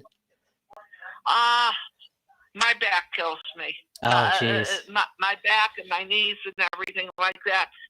And I'm supposed to be ready to go somewhere, and I haven't even moved in that direction yet. Oh, wow. So when you're old, dear. There's nothing you can change. Well, hopefully, yeah, hopefully you feel better, okay? Thank you, Monty. I really appreciate it. And just send me a text when you get a chance to look at it. That way I don't feel like I'm bothering you, okay? I was actually, I had to make this phone call. It turned into too long as far as I was, because I am bogged down on a lot of things in this. Because part of it's the way I feel. You know what I'm saying? Mm-hmm. So, but I'll get to it. I promise you I will get to it. All right, I believe you. I'll just I'll touch base with you sometime next week if I don't hear from you, okay? Okay, thank you. Thank you. Bye. Bye-bye. I also told her about the wholesaling on that one, and that's what we're waiting on. Same thing with the other lady. I told her, I was like, hey, 100K, but I think we could get you a little bit more if you allow me to wholesale it for you. I didn't say wholesaling. I said find another buyer. It's the same thing. And she's like, all you need is 7 days? That's it? It's like, yeah. And she's like, well, send it to me. I'll see what we can do. I was like, I will only send it to you if you are flexible on the price. Because I don't want them to come back to me and say, hey, we could do 130, 140, and you are still stuck at the 150. So if you're stuck at the 150, I don't think I could, find somebody that could pay that. And she's like, just send it over to me. I'll take a look at it and we'll see what we could do from there. I didn't tell the wholesaler yet because I don't have it signed, right? One thing I do know is to not say anything until you have it signed, sealed, and delivered. I've gotten burnt a couple of times. Then also, it went the opposite way. So the people I would talk to, they would, reach out to some buyers that they would be interested. And I just went and I never got in touch with them, or they went with somebody else. So it's like I want to say something to them so bad, but I also want to make sure that they, as sellers, are on the same page before I reach out to them. Because time is money, people. All right, not feeling well, and also busy. We'll take. I mean, at least she's answering my calls. That's all I could ever ask for. It'd be worse where I'm calling her, she's not answering, and I don't know what's going on, right? And so I'm continuing to bother her when in reality, all she has to do is answer and tell me what's going on, and then I can adjust from there. We'll take a look at it when she can. We'll touch base next week. Dang, it sucks she can't take baths. You guys watching, are you a bath person? All right, did Dolly call back? Give her a week. So next Wednesday, I'll be calling her. I'm a bath person. I like taking baths. I feel like it calms my nervous system, and it also gives me to like sit down. I don't always like to stand up, especially when I'm in the shower. All right, let's do our new leads, and then we're gonna call our call no answers, and then we should be wrapping up about a day if we don't get any callbacks here. So for those know, I have 1, 2, 3, 4, and closing. I should be should finally be closing on the one that I had under contract since May or since June. Sorry, everything passed the final inspection on Monday, and they said something about what did they say? Because let me see. What did they say? But she's like, dye tests and sewer tests are all good. We were like, hell yeah. And she's like, but they require the main shutoff to the buildings to be accessible. And it looks like it's buried under one of 2 spots in the driveway. So they have to find where the shutoff is, dig it out, make sure it's accessible for emergency reasons. And then once they do that, then we are all good to close. And so we have to coordinate that with the plumbing people that fix the sewer line issue and go from there. That is the absolute last thing that we need in order to finally close, which I am so excited because, like, dude, it's been like a long time. And that buyer doing a deal with, I am sure our nephew will be happy to do a 3-month lease. You are talking about the first floor. There are no.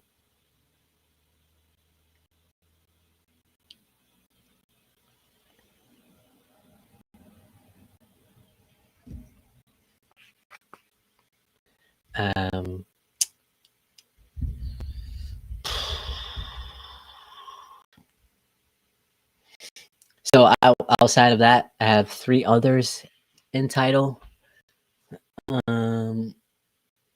which one is waiting for that last thing to close. The other 3, one of them needs to be renegotiated. The other one is going to be closing on the 6th, and then the dispo wholesaler is marketing it out.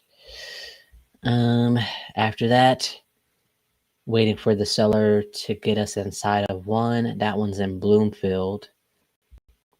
Jefferson, if you're listening, got a Bloomfield one that I'm waiting for. I have a South Side one. Are you Jefferson? You still here?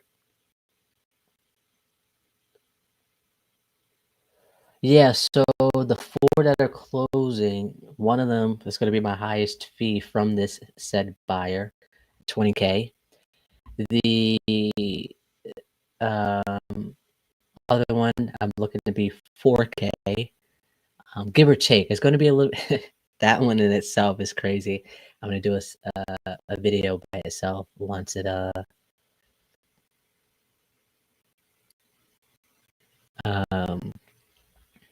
closes. So that's 24. Hopefully this renegotiation will get me 10. If not, I don't know about that one, but I can make something work on that. And then so it'll be 24, so 20, 35, 39, 39K potentially, and it cost me 130. These were $30 leads, so 30, 60, 90. This one wasn't expired, so it was free.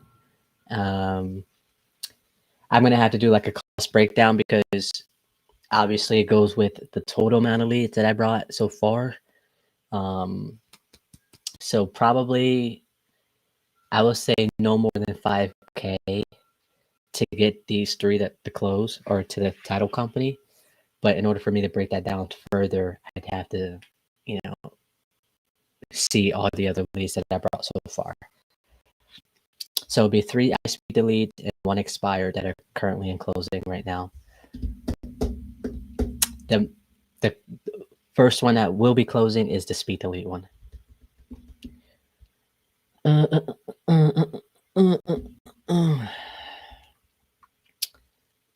All right, back to my regularly scheduled program. Let me send this email back. Hold on, guys. I am sure our nephew will be happy to do that 3-month lease. You are talking about the first floor, as there is no one in the 3-bedroom. Blah. And he could definitely be out by September. Wait. Hold the phone. Hold the phone. Hold the phone. I am sure our nephew will be happy to do that 3-month lease. You are talking about the first floor, as there is no one in the 3-bedroom apartment at this time, and he could definitely be out by December. Can you call me Monday after 3:30, as I will be back in the office and make sure I'll get everything you need. Then we can discuss the details. I'm going out for the day soon, so I'll be checking. Wait. I think I misunderstood. I thought the property was fully occupied. CCUPIED. First floor.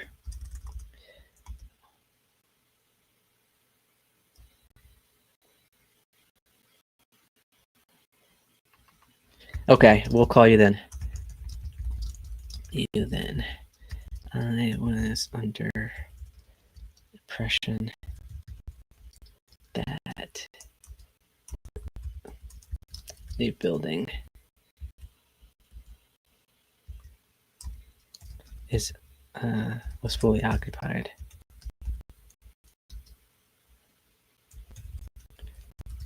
Let's talk Monday. All right. We got these 4 leads here. And then let's get it.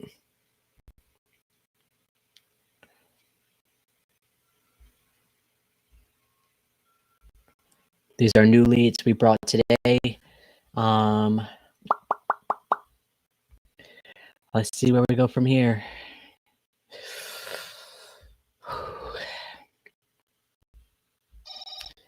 Time to make the magic happen, baby. This call is being recorded.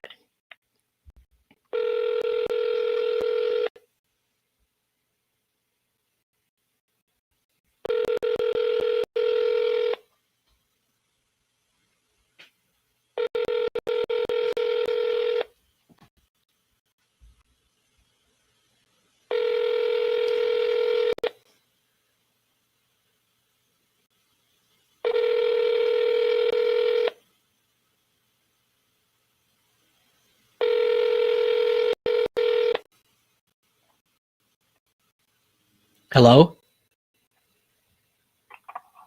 Hello? Miss Patricia?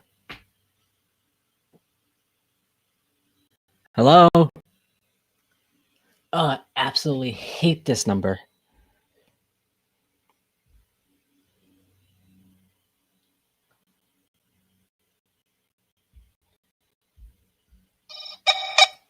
This call is being recorded.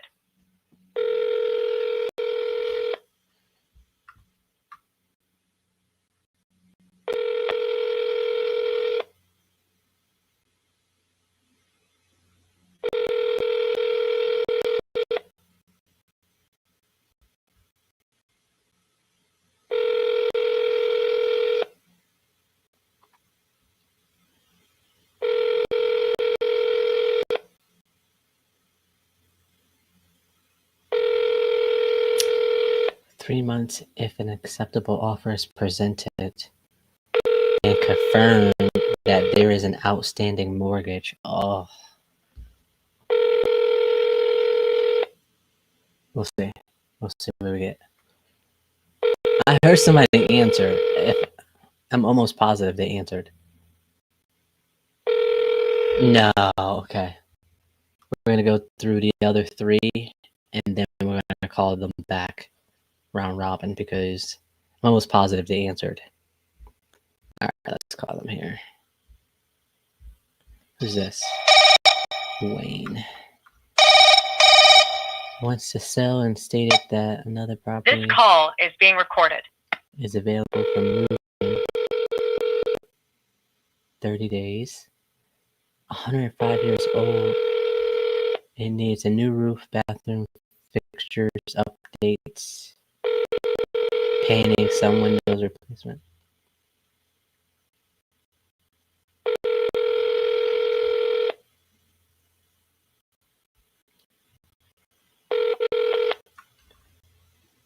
Hello? Hello? Hi, is Wayne there? He's not available at this time. My name's Susie. Can I help you with something? Yes, you said Susie? Yep. Hi, Susie. My name is Monte Rodriguez. Wayne spoke to someone about the property on Margaret Street about selling that, and I was reaching out. Oh, okay. Was that you or was that Wayne? No, that was Wayne. Hold on a moment. Hold on. Okay.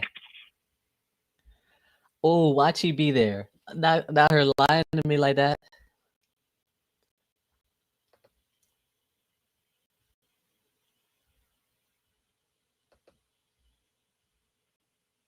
I really hope she didn't hear that.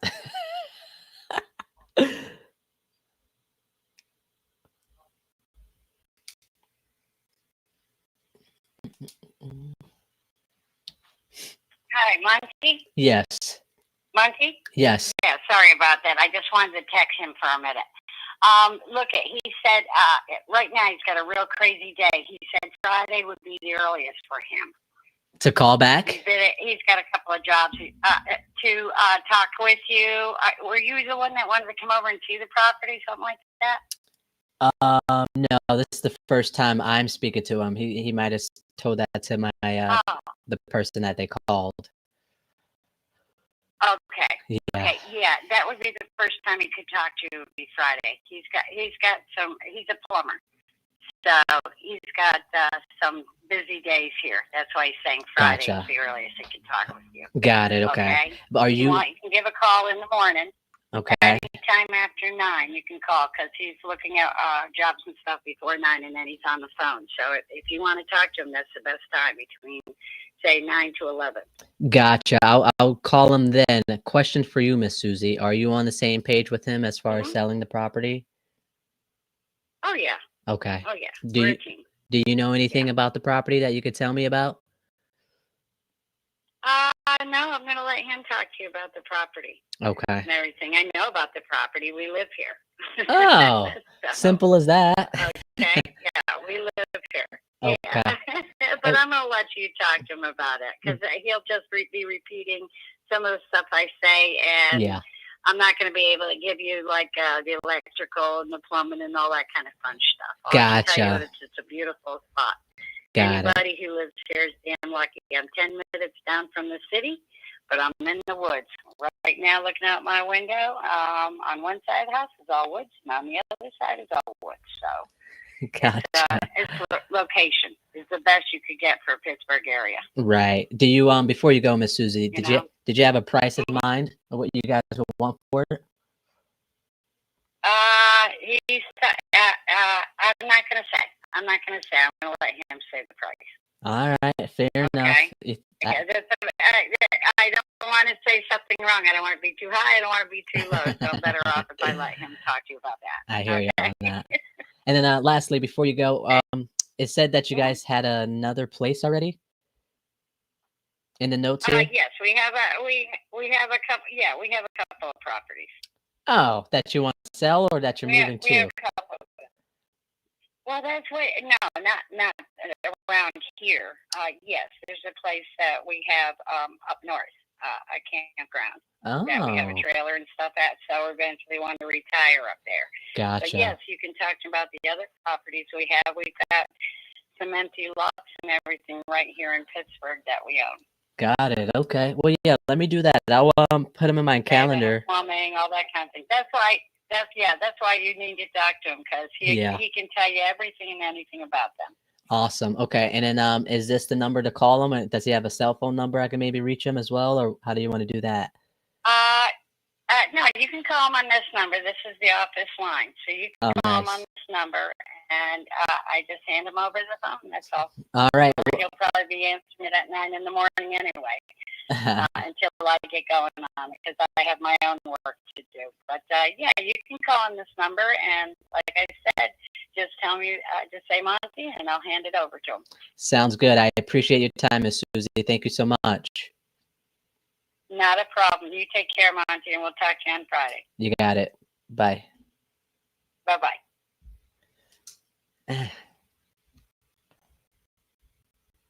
Susie. How do you spell that? I'll just put Susan. All right. I won't be live. I have a car appointment on Friday at 8:30. You know how they go. They like to keep you there all day. So I won't be live on Friday, guys. I am going to be live all 3 days next week. So Monday, Wednesday, and Friday of next week, I will be live. And so we could get the ball rolling on that. Best time to call back Friday after 9 a.m. So let me put that in here before my ass call him tomorrow. And be like, is he available Friday after 9 a.m.? My butt. I keep cussing. I don't know what this cussing coming in from. Does anybody watching, do you guys play any sports? I'm really big into like pickleball right now. I even brought me a pickleball machine. So I'm officially one of those. One of those people. Yeah, after my first biggest check, it was the 20 grand, but I paid for the agent's commission since it was off market. So I ended up walking away with 17.5 or something like that. 17.4, 17.5. And I ended up buying me a pickleball machine. Which one? Okay. What in the world? Why is it too? Hold on. I got the whole wrong number. All right, this one is tenant occupied.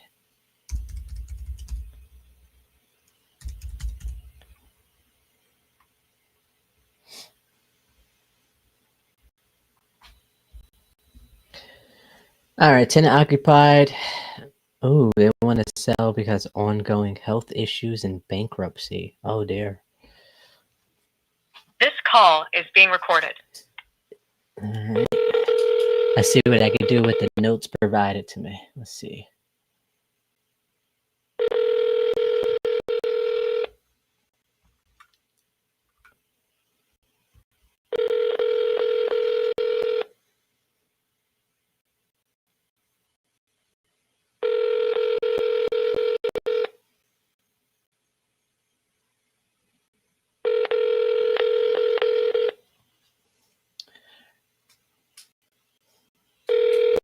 Come on.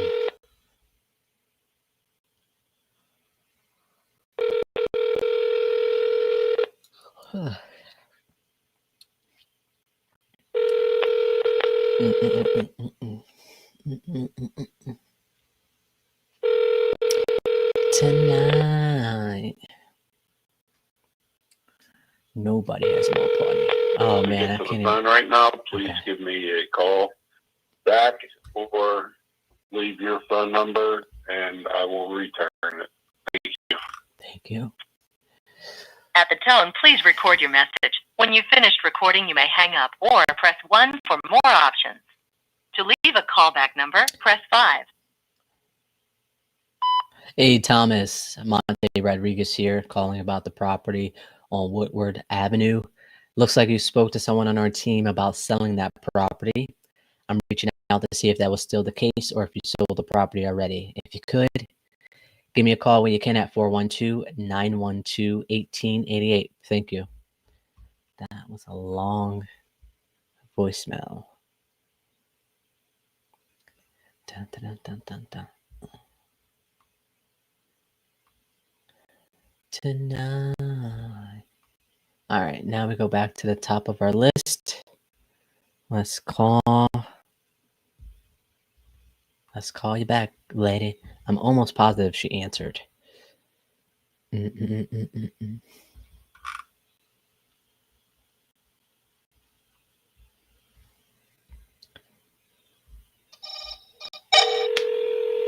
Come on, please pick up.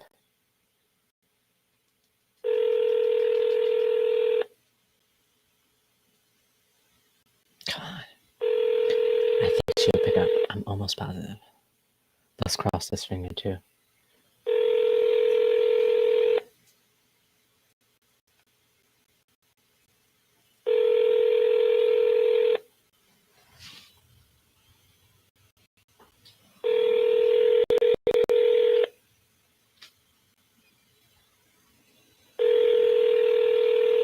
I couldn't leave a voicemail the first time. Let's hopefully we can make one now. It's definitely a landline. I don't know why I'm whispering, but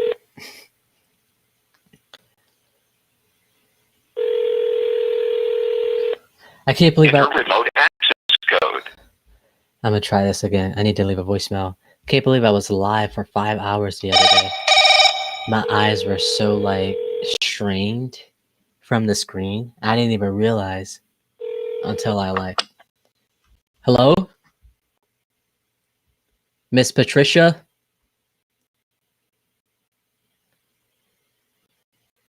Oh, I didn't realize until I like went outside. And it was almost like a tired type of feeling. My eyes were tired. Hello? Miss Patricia? John? I'm calling about Hawthorne Avenue property. Ooh. I can't leave a message because it's a landline. You know what I'm doing? I'm going to call the other two, and then we're going to get back to this one.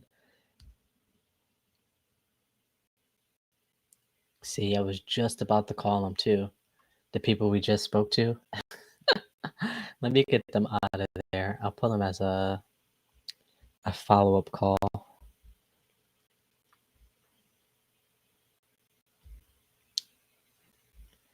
All right, Thomas, you're going to answer.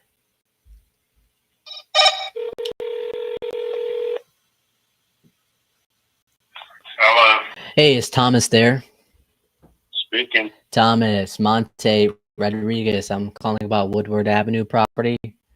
Looks like you spoke to someone on our team about selling that. Is that still the case? Possibly. I did speak with somebody the other day. What company are you with? Yeah, I'm a private investor called PA Property Solvers. Okay. I got some notes here. How much were you looking to get for it? 60. 60? Yes. Okay.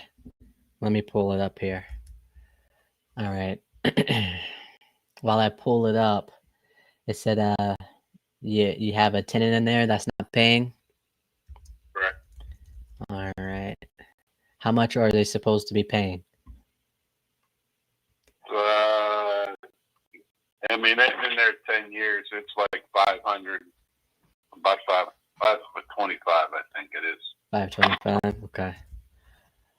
Yeah. Do they know you're selling? Is that why they're not paying? No, she's been an on and off problem for years. I take her to court, then she'll pay up, then she'll be okay for a while, and then she'll go bad again. So Gotcha. I just haven't been the tough landlord I should be with people, and that's where I get. So Yeah. as usually like a good thing and a bad thing that they're long-term tenants, because they get comfortable with what's going on, and you get friend zone type of thing, you know? Right. Let me see. Is it a 4-bedroom, 2 baths? Is that what I'm seeing here? Yes, 4 bedrooms, yes. Okay. Got it. 10 years. And I see here it's saying she's not letting you get inside of it or something like that. Yeah, I haven't been in there in quite some time. Okay. Let me see here. Have you done any like updates to it or not since she's been in there? Not since she's been in there, I haven't done anything. Okay. Let me see. But I did put a new furnace in, some new windows in when I bought it. Redid the bath. I think I redid both bathrooms on this one. And newer kitchen, but older kitchen now, you know, so. Yeah. What about the roof? Did not do it. Probably, I would say, could use updated. Okay. So might need a roof, you're saying? I would say it's going to shortly, if not now. Okay. You know, so being honest with you, so. I appreciate the honesty. It helps. It makes my job a little bit easier. So we would probably have to spruce everything up in there once the tenant get out. Are they? I guess. What are you looking to do with them since now?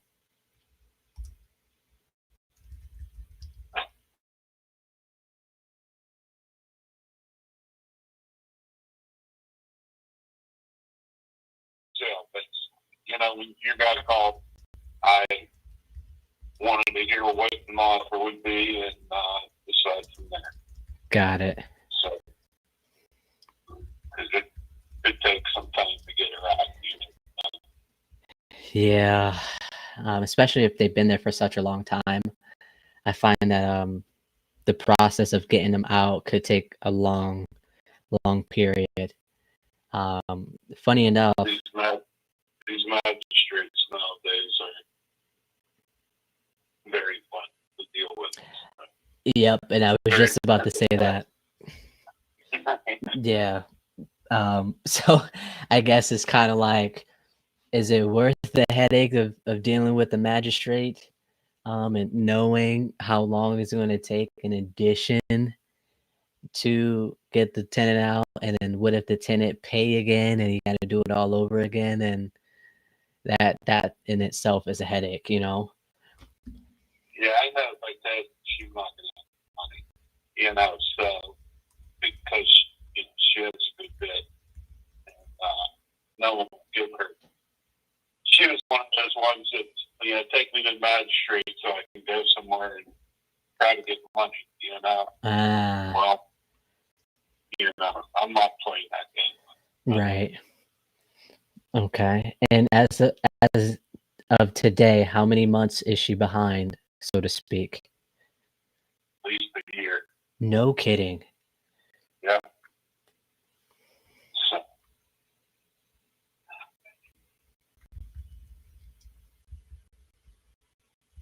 Okay. Let me see here. I'm looking at some comparables and seeing what we can rent this out for. If we were to come in there, you know, update it. I mean, a 4-bedroom Section 8 goes for anywhere from $1,200 to $1,500. Let me see here. That's what I'm seeing. It's nice that it's a 4-bedroom, 2 baths. Is it 2 full bathrooms? Right. Yeah, the one bath, it's a full bath, but it's really small on the first floor. Okay. First full bedroom, living room, dining room, kitchen, and bath. And then 2 bedrooms, and a bath, and then the third floor is another bedroom. I think it's 2, but I don't remember. Okay. Well, I mean, Is there a third floor on it in addition into the second floor? Yeah. Okay. Yeah. Would that be considered an attic? No, it's finished. Okay. So wait, there's a main floor, living room, dining room, bathroom, kitchen, right? Yes. Upstairs is 2 bedrooms, or is it all 4 bedrooms? No, 2 bedrooms. Okay. Second floor is 2 bedrooms and a bath. Okay. And then the third floor is 2 more bedrooms. Got it. Okay. 'Cause I think the first floor bedroom was added on at some point. Ah. Okay. It sticks out the back of the building by itself, kind of. So I actually think it's a 5-bedroom. It says a 5-bedroom on the county record, so that's what I was thinking.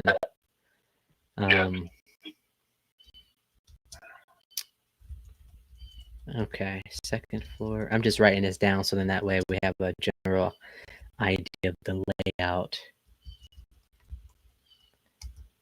Third. I think originally when I bought it, I think it was two units actually, Mm-hmm. and we just made it into one.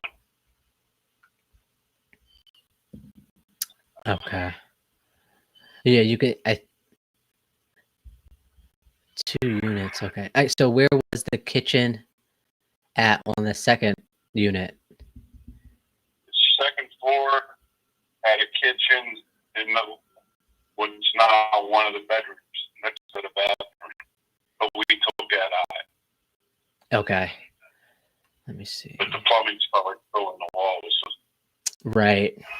I mean, I would imagine, unless you took that out, I would imagine it being there. Okay. Just bear with me. I'm looking at some comparable properties in your neighborhood. I mean, depending on how much you fix it, there's flips on Woodward that have gone for 180s.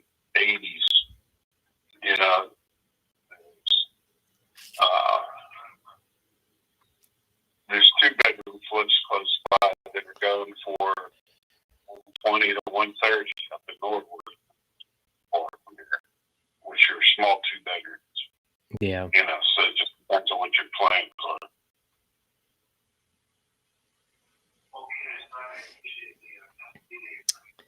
Yeah, I see some right now. There's a few that's active. We got one on your street for 57,000. It's been on the market for quite some time with 50 days. That one is. Do we have any pictures? No pictures, really. Just a picture of the front. You have no idea what it looks like on the inside, do you? You don't? What was the address on that one? The one that's for 57? Yeah. Hold on. It's 810 Woodward. It's in between. Yeah, it's quite smaller than yours, around 1,300 square feet. I wouldn't consider that. I'd probably consider, let's see. Hold on, my laptop is freaking out on me. I would probably consider that one's Okay, yeah, I know that house. Okay. Yeah. Hold on, it just paused on me. Let me see. You don't have a garage, do you? No. Okay. Let me see this one. So we would have to do the roof, update the inside. You said the mechanicals are good, or will we have to replace that as well? Yeah. No, furnace, hot water tank, all that was replaced. Okay. Look up 82 Harlem Avenue.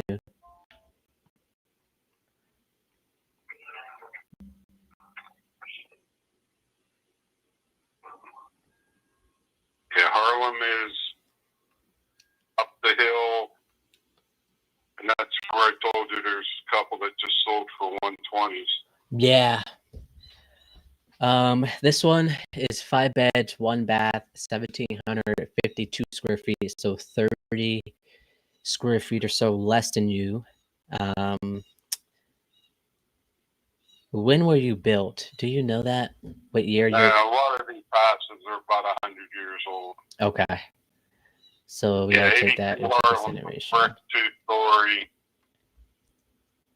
up in that area. Okay, for 175. All right, let me see. All right, looks like they're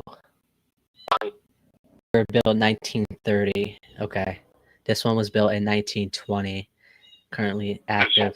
This whole time's about 100 years old for most houses. Yeah, especially in this area too. Right. I mean, like I said, I can show you comps for 10,000. I can show you comps for 100, 200,000. So yeah. it just. I mean, I see that I could possibly get maybe 120 for it. It's just the time on the market over here so high that the holding costs will be taken out of my profit. So if I get your square footage, let me see. You're at 17, almost 1,800. Let me see.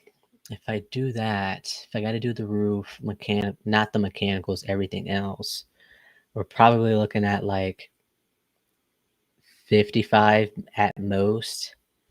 Putting the work into it. Let me see.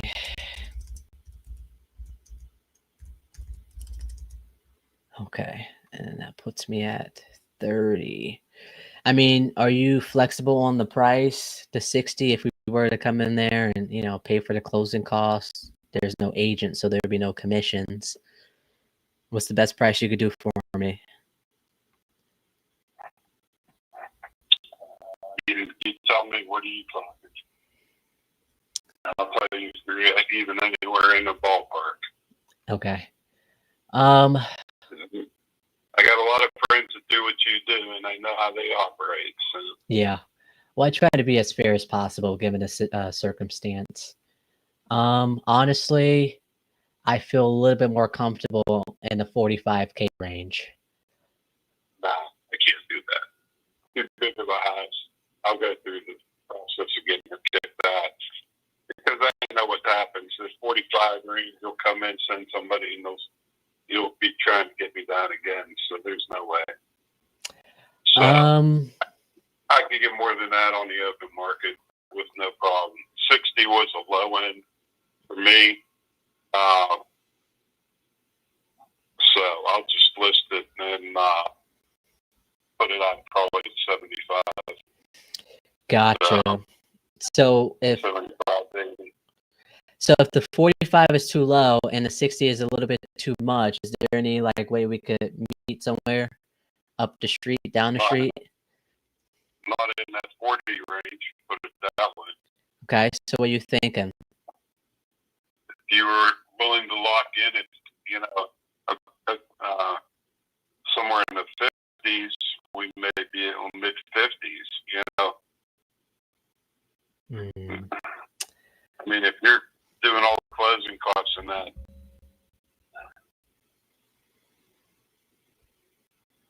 yeah, I could maybe go 53, 54, but that would be about it. Because commission on it for me would be about minimum 7,000. So that'd be about, closing costs. There's going to be, they are what they are. You have your own people, I'm sure. So, and I don't know if I told your person the other day, I am a real estate agent. So, phenomenal. Really not going to cost me nothing, to list it. So. Right. Okay. I mean, can we do 50?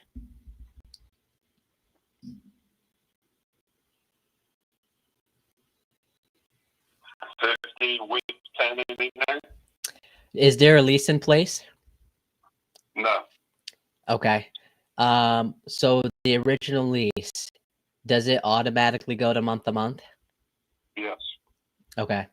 And worst case scenario, we just have to give them 30 days to vacate. And then from there, yeah, see what happens. Right. So, If you do 50, I think we have a deal. okay. Yeah, if you're paying closing costs and you're going to take the responsibility. In the meantime, I will notify her to move Okay. to get that started. That way, by the time we close, because this isn't going to close fast either, just so you know. Right. Because I'm in bankruptcy. So I got to go to court, get approval, which I haven't had a problem yet. Dude. Selling anything I should send them, but that takes up to a month for that. Right. So, and then if we can close quickly after that point. I But totally forgot. people, possible 60, 90 days. Yeah. So Okay. I don't know what that does to you. Well, that still gives us time to work with the tenant and getting them out of there anyway. Right.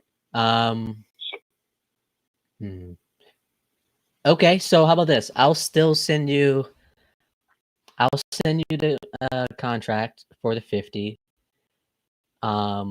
You let the tenant know. And let me review it. Your stipulations are whether we're going to be able to get in there to physically look. Right. It's going to be any possible problem. Right. But yeah, in the meantime, I will start to start giving her notice. Okay. So, at one point, I'm kind of the kind of person that even if I'm not getting any rent, I'd rather have somebody in the building, Yeah. hopefully taking care of it, or at least keeping utilities on. We're going into the winter. Right. So, but yeah, I do want to get her right. She's played around too long. And being like I said with the bankruptcy, I got to sell them anyway. I've just been holding off on this one. Is this the only one you have to sell? I don't know. I got 7 or 8 more. Oh, come on. I could bring a partner in to trying to get you to offload the rest. And if you send me information, I can email you back a list. Okay. Are they all like? Do they have people in there? They're all in this area. 2 of them right now are vacant. I just got the people out of them to start putting them up for sale. And they're in both in nice shape. They don't need much on them. Okay. 2 row houses in the same building with the 2 middle ones that have been abandoned for years. So you may have a chance of getting them somehow down the line if you were interested. Right. I got another vacant one that I started remodeling, just had multiple problems between health and everything else. Never finished. But yeah, I mean, if you send me your email, I can send you what I have and, what info I have and some exterior pictures and go from there. Yeah, absolutely. Let me send you a text real quick. To the 5169, right? Yeah. Okay, I'm gonna send you a text. Hey, this is Monte. My email is. So I'm not too familiar with how bankruptcy works. Do you have to like offload all your assets? Well, I'm allowed to sell what I want to sell. Okay. I'm on the backslide of it. After I sell probably 2 or 3 more, Okay. I'll be out of it. And depending which ones I sell, and then what's left, then I'll keep or I'll just sell them. Yeah. Move on. So it's almost. So you almost want to So, sell the worst of them. if you could package it all, you know, and we work that out, it's fine, you know. And even if there's a couple, you know, Yeah, that you're interested in, maybe, you know. Okay? absolutely. Did you get my text? I heard it beep. Yeah. Okay. So, For we had a couple days on that and putting that together, okay. and we'll be back in touch. Absolutely. Okay? Before you go, Thomas, when would you like for me to put the close of escrow for the Whitworth one? Since I know we gotta wait. Should I do like the 90 days or what? Value is to be determined. To be determined? Yeah. Okay. I'll just Because, put like, I have to submit it to the attorney, he sends it to the court makes a hearing date, you know, so it's a procedure at the start. But okay. that's usually no more than 30 days. If you wanted to start any of the closing stuff prior, that's up to you. I usually tell people just to wait to make sure. Right. And then how long your closing company would take from there. Okay. Well, yeah, I mean, yeah, absolutely. So you want me to send it to you via DocuSign or just like a PDF version? Either way, up to you. My email is Tia.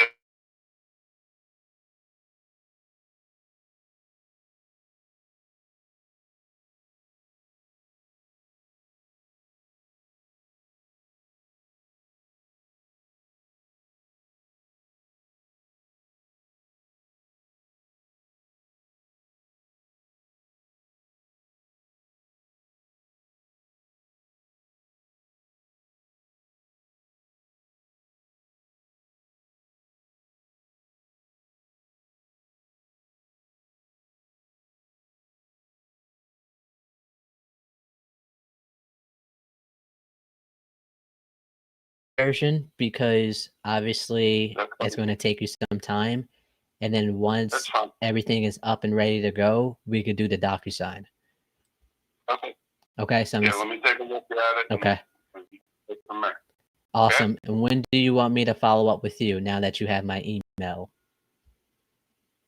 I mean, looking at my schedule right now, I probably will get the other paperwork to you this weekend. Okay. For the other houses, let's say. And then I don't know how long it's going to take you to get a contract sent to me, but, you know, need a couple days to review that. And I'll probably just have to check with the attorney also, in case, you know, for them to review it. Yeah. So probably this weekend for everybody, you know, so like early next week. Okay. So what's today? Wednesday? How about this? If I don't hear from you before Wednesday, I'll just give you a call. That's fine. Sweet. Okay. I'm going to email you the PDF version of the contract and then let's touch base. Okay. Okay. Thanks. Thank you. You go by Tom or Thomas? Tom. Tom, it was a pleasure speaking to you. Okay. Thank you. Thank you. Bye-bye. Bye. Oh. Yeah, buddy. I appreciate that, JD. Let me change his name from Tom to Tom. One thing is worse than if they give you a nickname, call them by their nickname, right? They didn't give you their nickname for a reason. All right, he goes by Tom. He has a few other properties. Bankruptcy is crazy. I don't really know anything about it, so I was actually genuinely curious. And it also gave me time to get the contract together as well. So,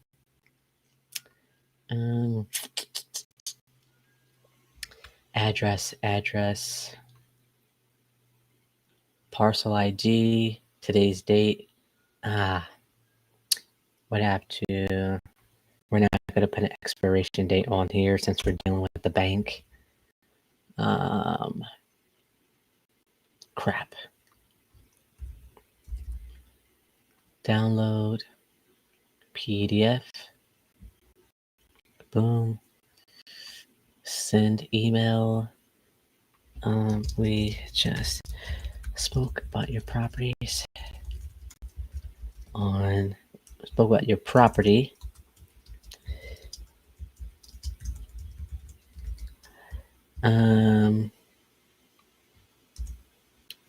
contract attached. I said contract because he's an agent. Contract attached below. As for your other properties, send them over when you can. With details pertinent. How do you spell that word? Pertinent. E-N-T. I forgot the R, but I spelled the right pertinent information. And let's see if we can bind them all together.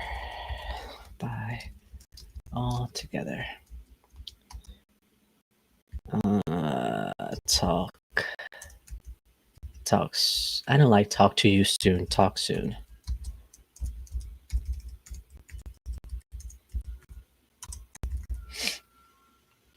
All right. I feel like that was a solid call. I have to sneeze. I feel like that was a solid call. I can count that as contract sent because it wasn't technically sent by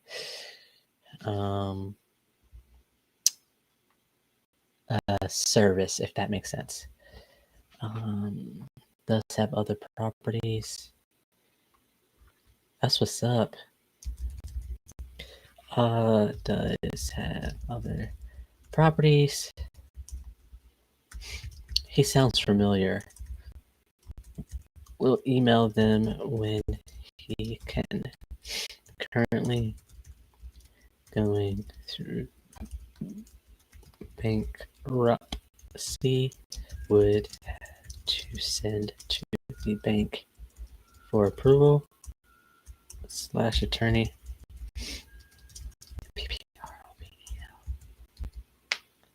Will touch base. So I started at 45, just to gauge the motivation, and then also see if, pretty much if he would come down off his price. Now I do like the 60,000, but I don't like the fact that he hasn't been in there in 10 years. The tenant isn't paying for a year, and then also we have to figure out how to get them out of there. There is no active lease in place, but the original lease renews from month to month, so we have something to work with on that. Also, I did see one right across the street is a 3-2, about 220-ish. Is that? Hold on, let me do the math right quick. 1782 minus 1440. 342. Just big enough for it to not be a comparable. Hold on. I seen an as is pending for 85. It was pretty rough. One is pending for 80. One is pending for 99. There is one for 112. Still needs some work done to it. If we are going through a headache of, no, 112 is okay. It's a 3-1 at 1,100 square feet. So we really can't compare that to us. What did I see that make me get it for 50? I think it was that as is one. Let me see what that one looks like. There's one for 100 and then one for 80,000. Please don't tell me this is updated. Then again, we gotta wait so goddamn long. Who knows what's gonna happen? Let me see here.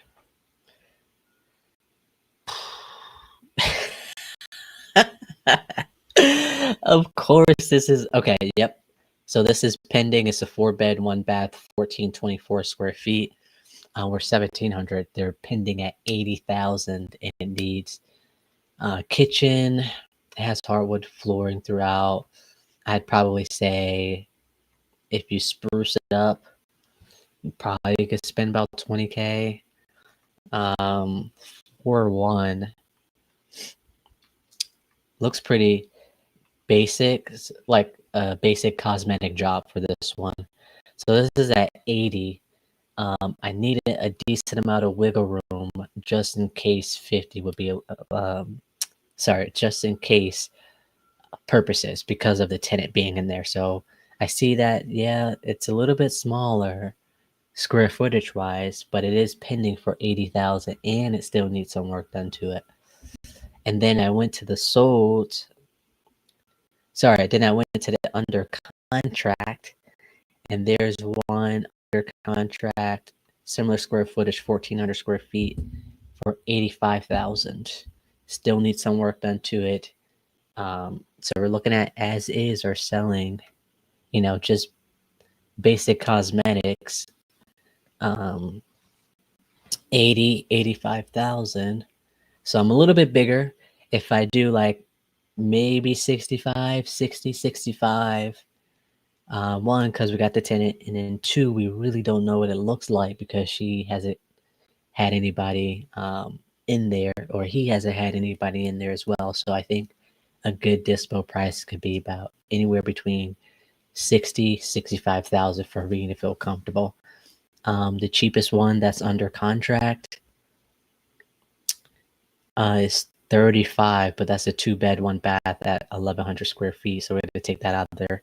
There's a 65, 65, 76, 85 that are all under contract. They all need some work. Pending one is 80,000, 99,000, and then actives. There's one for 35,000, huge square footage at 1,900 square feet, been on the market for 89 days. It's a row home and it's attached to a condemned property as well. So definitely don't want anything to do with that one. There's one on our street. Oh, came down for 57. 257. I don't know why this one is still available since the others are pending at a higher rate, at a higher price. So let's see. Watch, they started out at like 3,000, not 3,000. They did a price reduction of 3,000. All right, let's see. They started out as, oh wow. They've been trying to sell this thing for a while. Brought it, all right, they brought it back in 03 for 60,000. In 2020, they listed it for 60,000. 2 months later, they removed it for 60,000. 3 months later, they listed it for 65. Then the whole year goes by. Then they removed it. And then, so they removed it in 2021. Oh, wow. And then July of this year, they put it up for 60,000. And now they're asking for 57,000. So I'm curious why that is. I'm curious why there are no other pictures. And I'm curious why it's still available since the other properties are pending at a higher price. So that is why I want to be a little bit more conservative at the 60 to 65, given the fact that others that are a little bit bigger are selling or under contract for a little bit more. Sorry for all those numbers. I just wanted it to make sense for me. So, I mean, I'm still going to put contract sent, but I'm technically not going to really count it. So I'm not going to put it on the board because it's technically doesn't exist. All right. Did he send the other properties?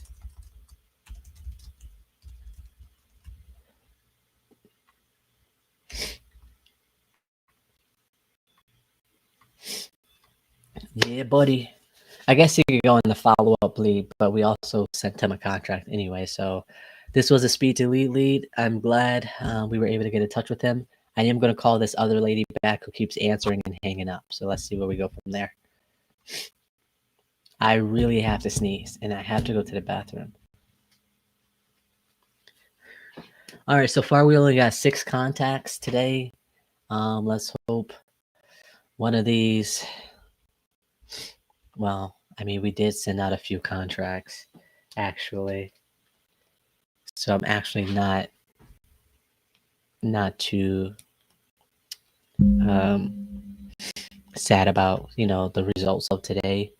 We got the contract signed, got some things working in the background there.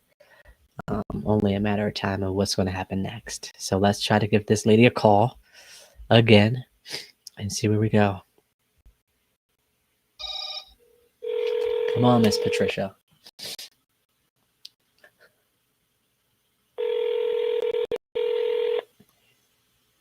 This is a good one.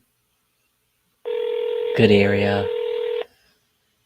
I can't leave a voicemail. I'm trying to leave a voicemail.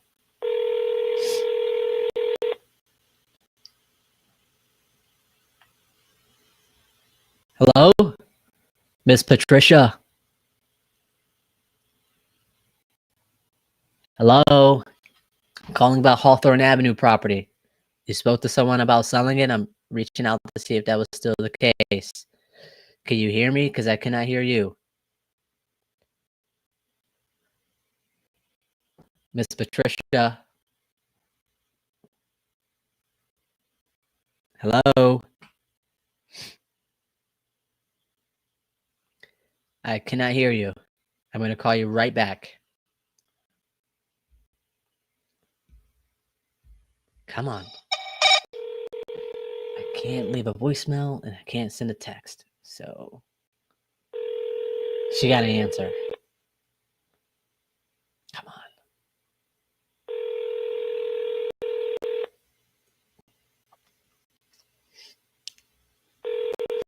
I'm actually going to skip trace them, see if we get a mobile number. Hello? Miss Patricia, can you hear me? Yes. Oh, I can hear you now. This is Monte. I was calling about Hawthorne Avenue property. What about it? Yeah, you spoke to someone on our team about selling that. Was that still the case? Somebody called me, but I didn't talk to them really. Why? Okay, yeah, I got some notes in here saying that you were looking to sell because you planned on moving to Florida. Possibly, but I gave her a price and she said she'd get back to me. Oh, that's exactly why I was calling you, because there was no price on my end. How much were you guys looking to get? About $325. $325? Okay. Give me a second. Let me pull this up. I see it's a 4-bedroom, 1 bath. Mm-hmm. Okay. It has a 3rd floor too, so that's really 5 to 6 bedroom. Oh, nice. Okay. Yeah, this is a big property there. 2,200 square feet. Holy moly. It's even more than that. Really? The 3rd floor is 450 square feet. Okay. Is it just 1 bedroom up there, or is it 2? Well, it's 1, but it's all mudded, and we have 7 windows. There's new windows. We just need to carpet it. But most people in the area divide it into 2 bedrooms. Okay. But for some reason, the people we bought it from never used it as a bedroom. Gotcha. Okay. And so, let me see here. I'm going to read some notes and see if this is what you told them, okay? I got no updates are needed. The major systems such as the HVAC and plumbing are up to date, and you are looking to sell within 3 months or so. Mm-hmm. And there's a mortgage on the property? Mm-hmm. Okay. Is that where the $325 is coming into play? Yes. Okay. Plus it's worth. That's what they're selling for. Gotcha. I mean, I don't know. We haven't sold it, but they're all big houses. They're all big historic homes. Yeah, in this little neighborhood, you got a lot of big properties over here. Yeah. Mm-hmm. So do you owe the $325? No, we don't.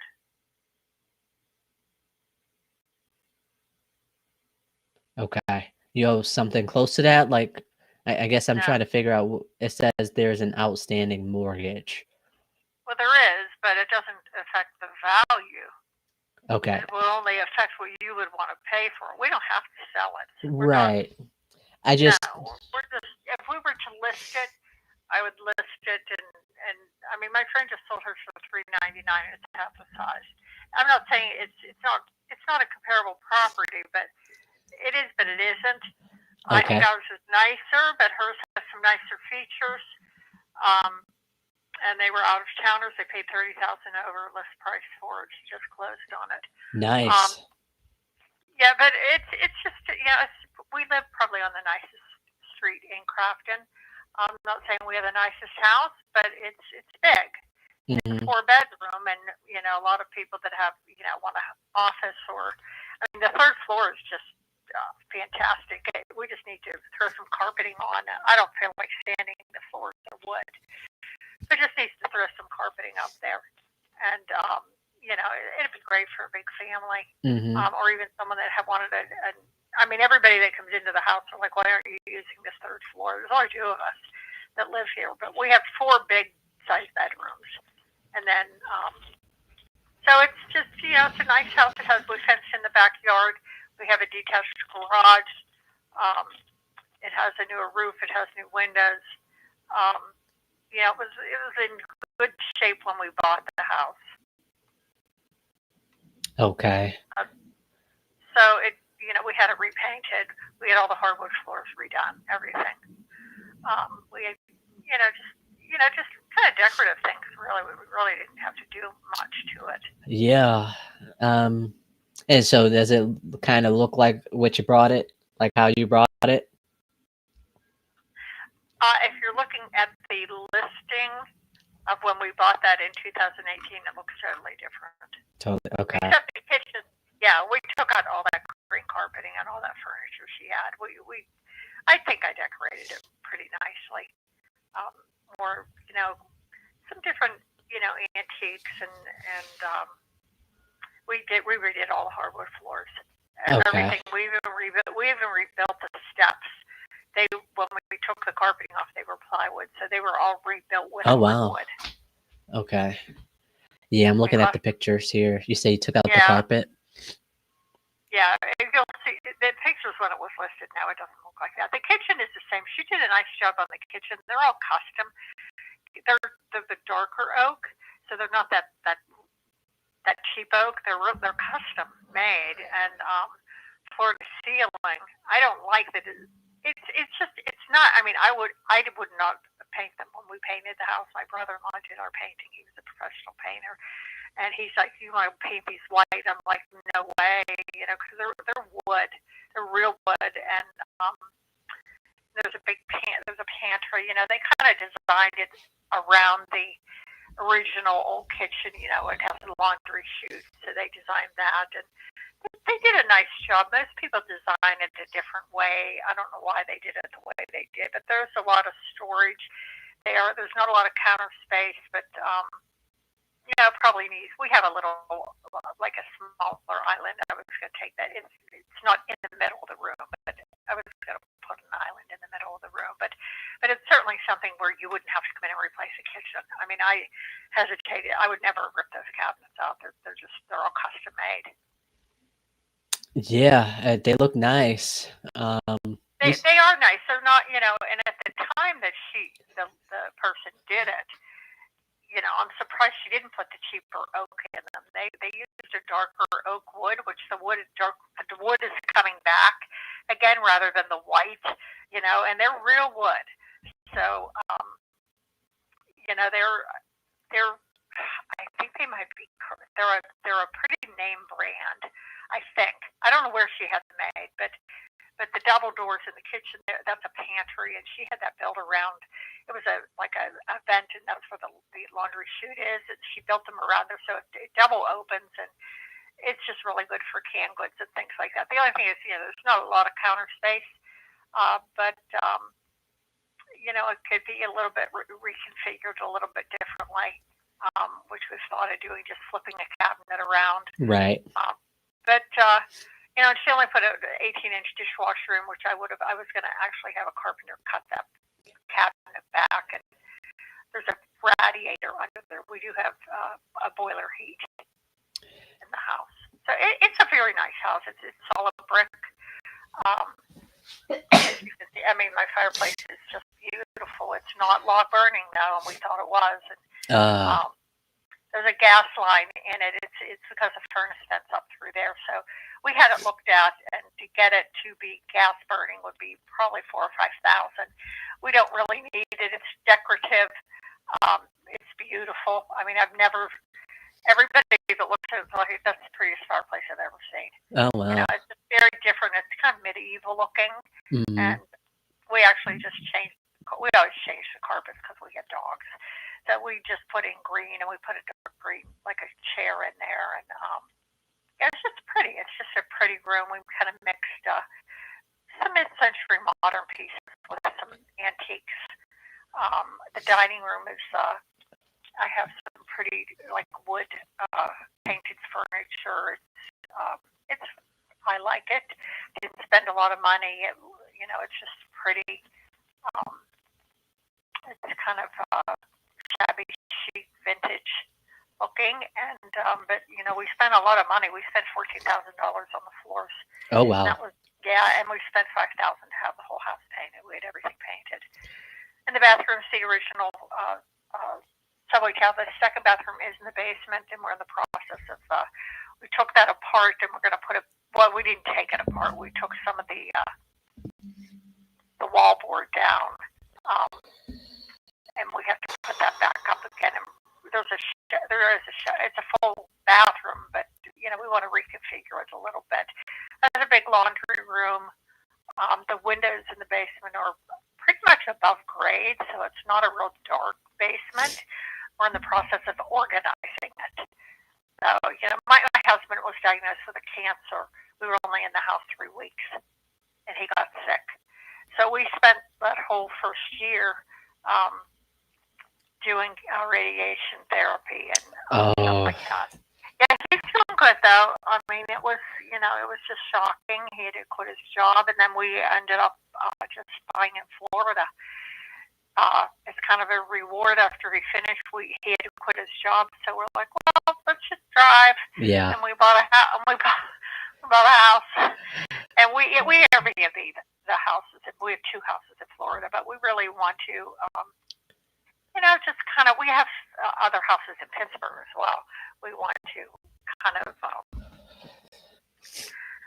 move to Florida, but keep something small up here. We're not really sure how to do it, and how to ties. You know, when then we have doctors up here, so it's hard.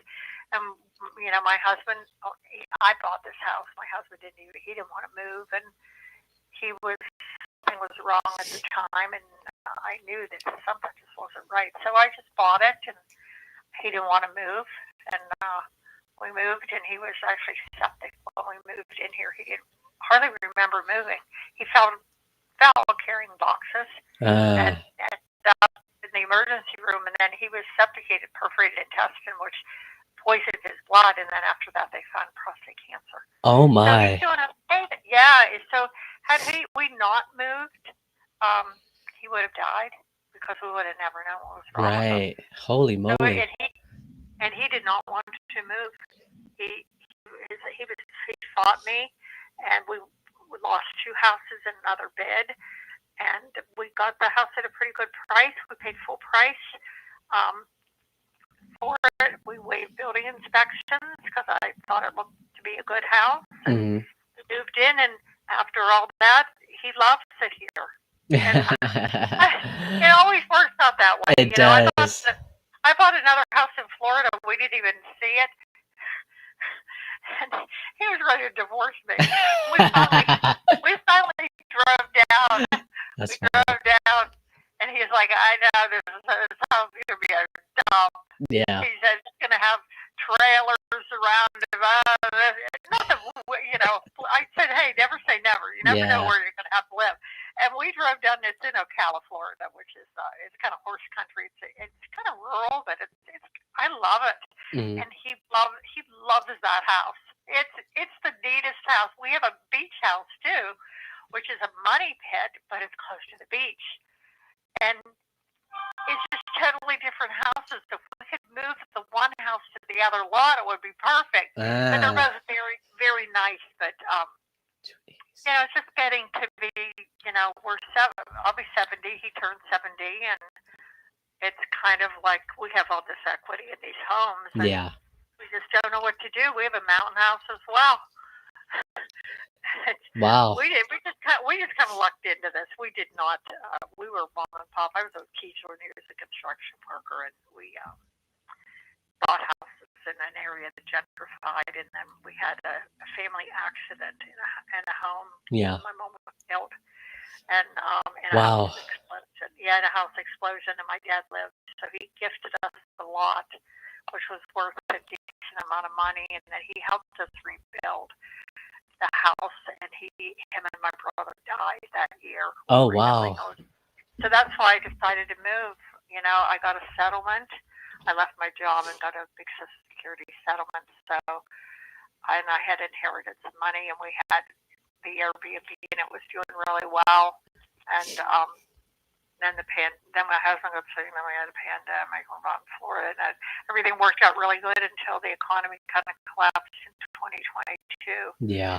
And everything was still okay, but our mountain house, I just put that on Zillow for sale, and actually I have a friend that might want to rent it, and I hope he does.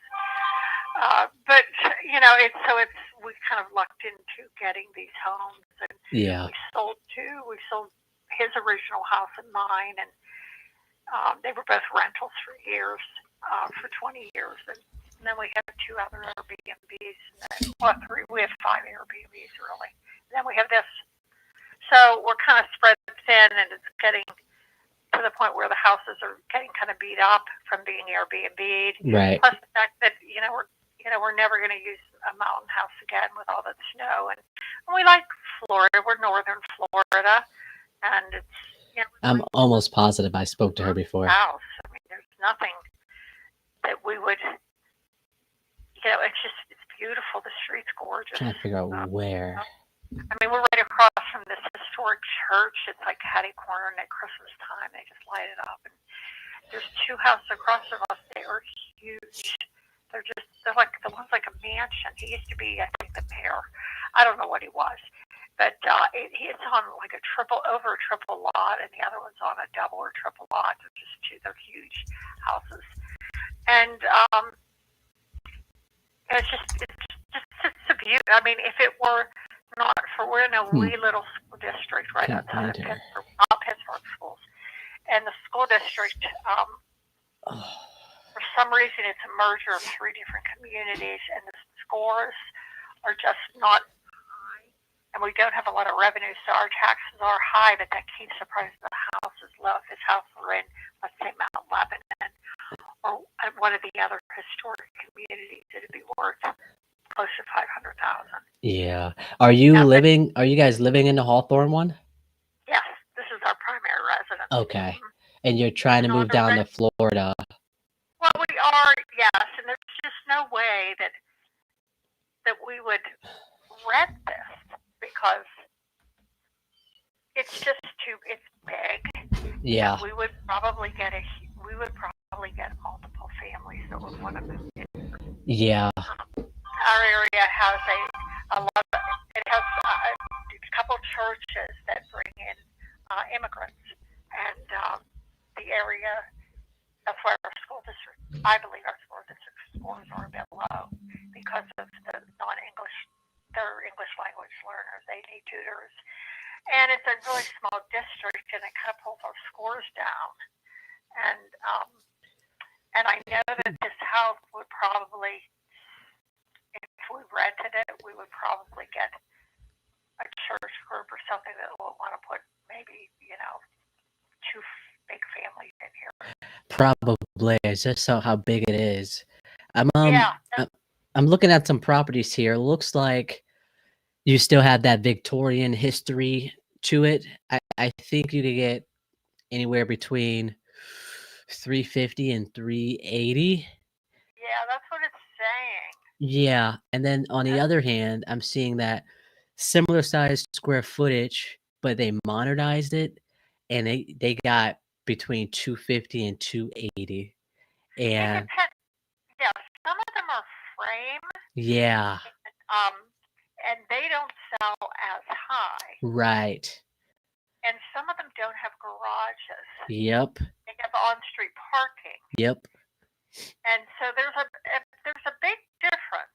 Like, but some of them, like some on our street, they've even added onto them, and they've they've just got. I mean, there was one that was gorgeous.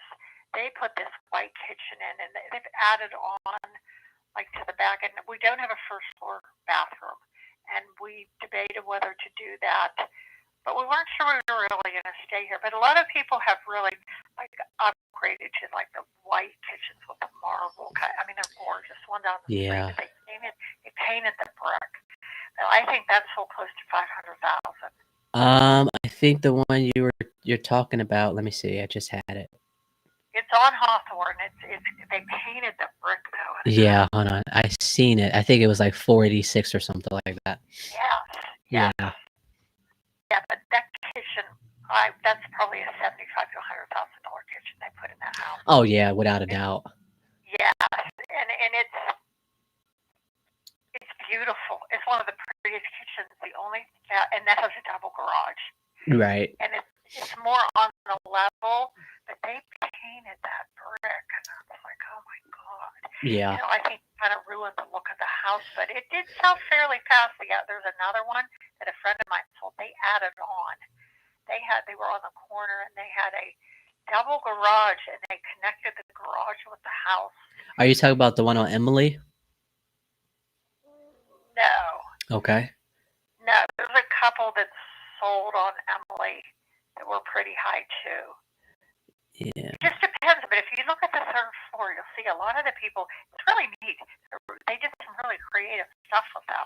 Yeah. They've divided them into 2 bedrooms. Some of them even they'll put a bathroom up there, like kind of in the center of the room. Mm-hmm. Like a Jack and Jill type of thing. Yeah. Yeah.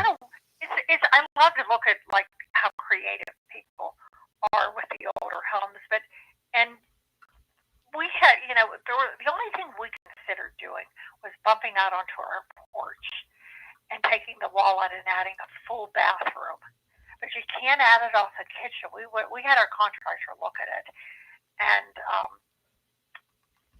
I think you get maybe 340. and that's the only 360. thing and we do not have central air conditioning. We had the bid done, and we wanted it to do the flexible ductwork and drop it down from the third floor, but we didn't want to put it in the center of the third floor because the space up there it's just huge. Yeah. We wanted it tucked down into a corner, which means he would have had to run the ductwork down through the flooring and rip up the floors. Yeah. And it was $25,000 was the bid, and we thought, well, we'll make it through the summer and see if it's a hot house or a cold house.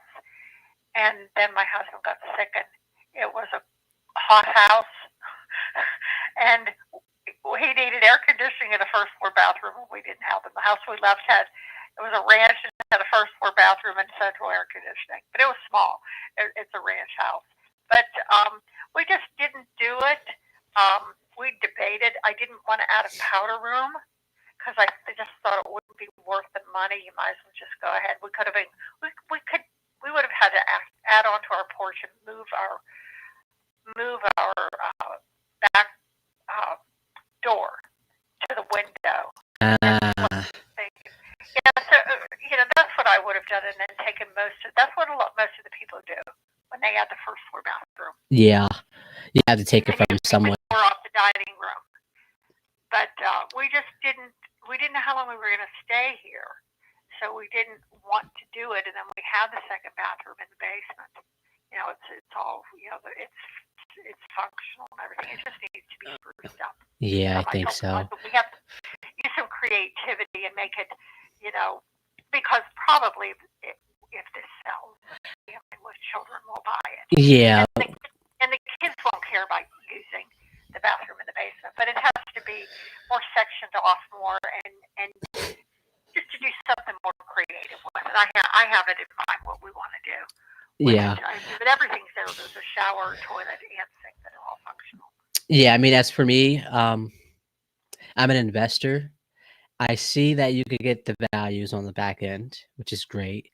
It's since I'm coming in with cash, I'd have to poke you in the eyeball for no reason. I think it might be best for you to list this. Yeah. Do you have an Probably. agent? You know, actually, there is one agent in our area that she does most of the high-end listings. And I'm not saying wouldn't be considered a high-end. There's a couple streets that sell up to 500 and 600. But she seems to have the market. I've heard, they're all the same, all those women women or men that hold their cards real close. They have Yeah. pocket people, and this area is very stable as far as relatives that stay here and they move their kids back in, or the parents come back to take care of the grandkids. Yeah. A lot of everybody related. I run this community Facebook group, and I have 7,000 people in there. I started with 100. I didn't know. That is why I know her. You gotta be careful what you say, because a lot of people, they've been here a long time. It's real protective. Wait, Miss Patricia, do you have 2 properties in Mount Washington? Yes. I was trying to figure out if I spoke to you, and I was trying to figure out. Yes, we have 2 in Mount Washington. And you I run the Airbnb Facebook them, right? What? You have them Yes, out as I do. Airbnb? Yes. I do. Okay. That's how I know, because I run the community Facebook. oh, that's great. We lived out there for 30 years. Yeah. And then we moved over here for political reasons. Gotcha. I told you that story, but they put that dog park across the street from us. Yeah. Now that's where my husband wants to go back to, because the house is smaller. Yeah. And it's fixed up real cute, but we have a ton of equity in that house. Yeah. We have a lot in this house too, but we have more in that house. Probably. And Question for you. Would you be open to partnering with us, so we would come in there, spruce it up a little bit, and then we'll list it? I don't know what we want to do yet. Okay. Because I don't want to make the wrong decision. Right. We sold 2 houses already, and we felt pressured to sell them. We had to do some work in our, and I sold them both low. My husband's house, we sold probably 30,000 too low. Okay. And the other one, I sold maybe 15 to 20 too low. I sold it to the first person. And we did have an agent on that one, and she did not work for us. And so we still own 2 over there. But I don't know what we want to do. It's like, I tell my husband, it's like, we can't keep all these houses. Right. Forever, But what one, we have all this equity tied up. And my husband said, well, I want to move back over to Mount Washington. And I said, but John, in that house, we have almost $200,000 equity. And, oh, wow. and the way we're spread out is we can't pull that equity with a HELOC, and the interest rates are too high right now. Yep. And because our ratios are off, that we would like to reinvest any money, we would have to use like some type of. We've used a hard lender before. I don't really care about that, but we're not going to fit into a conventional mortgage, and we can't take a HELOC out. I don't know what to do. Oh. So we're kind of stuck. And I said, if we move over there, we still have a mortgage payment. We lose the Airbnb income. We would get the money from this house. Yeah. And we wouldn't have to pay taxes on it, but we can't keep tapping in and not reinvesting the money because we need the cash flow. You know what I'm saying? Yeah. Because not to reinvest it. Exactly. Unless you use this money to buy your next house, that'll probably be the best without losing the income that you're getting already. That's the issue, right? And he's like, no, I want to move over to back to Alice. And I'm like, yeah, but then we're sitting on on almost $200,000 equity. Yeah. That house would sell faster than this house. Yeah. It's a ranch. It's in the city. And it's like I was over there with a friend of mine, and she hadn't been in it since we redid the kitchen and all of that. And she's like, I wouldn't sell this house, Patty. And I am like, ah, oh my God. And she said, Yeah. it's a really nice house for somebody that's going to either a starter home or an empty nest home. Yeah. I mean, unless you sell this house, maybe move into one of the Mount Washingtons and then use the money from this to buy another property. I mean, either way, it could potentially work. It's just a matter of how. Yeah, I know what you mean. We could actually move back over there for 2 years. Yeah. And then not pay the capital gains again on that. We could, and we also have a huge basement over in that house. Actually, my brother lived with us for a year and a half when he lost everything back in 2007. Yeah. He lost a $600,000 house, and it's probably worth $1 million now. But he ended up, we set up an apartment, but it doesn't have egress windows. But we could add those and kind of do what we do in Florida, like we close, like Airbnb that. Yeah. You know, because we get everybody in for all the Steeler games. Yeah. Yeah. You know, we get all college stuff like that. This month is a little off the way it booked because of the Steeler games. I've only booked weekends, but it's been slow. You can tell the economy stalled. Yeah, right. So maybe do that, move back into that Airbnb, the basement, and then use the funds from this property to do what you want to do. Right. But is there like a timeline for what you guys are trying to decide? Well, it depends because I told we never thought the economy would get this bad. No one did. And no, it's just we kept waiting for it to rebound. And when it didn't, and we needed repairs onto it, we had to put a new septic system in our one Florida house, and it was $20,000. Plus, they hit me for hotel tax. So we actually had to pay $30-some thousand. So we sold my husband's house. The market was so bad at that time, and we had a squatter tenant that I just sold it to a local investor for $65,000. And in a good market, it would have sold for $120,000. Oh wow. And we had to put a new septic system in, and then we paid off some bills. And then my house, it's like I get nervous if our savings gets down too low, just in case, because they say when you declare bankruptcy, it happens slow and then really fast. Yeah. Yeah. And that's my fear. And I know we could probably divide this house up the way it is now and just have the downstairs.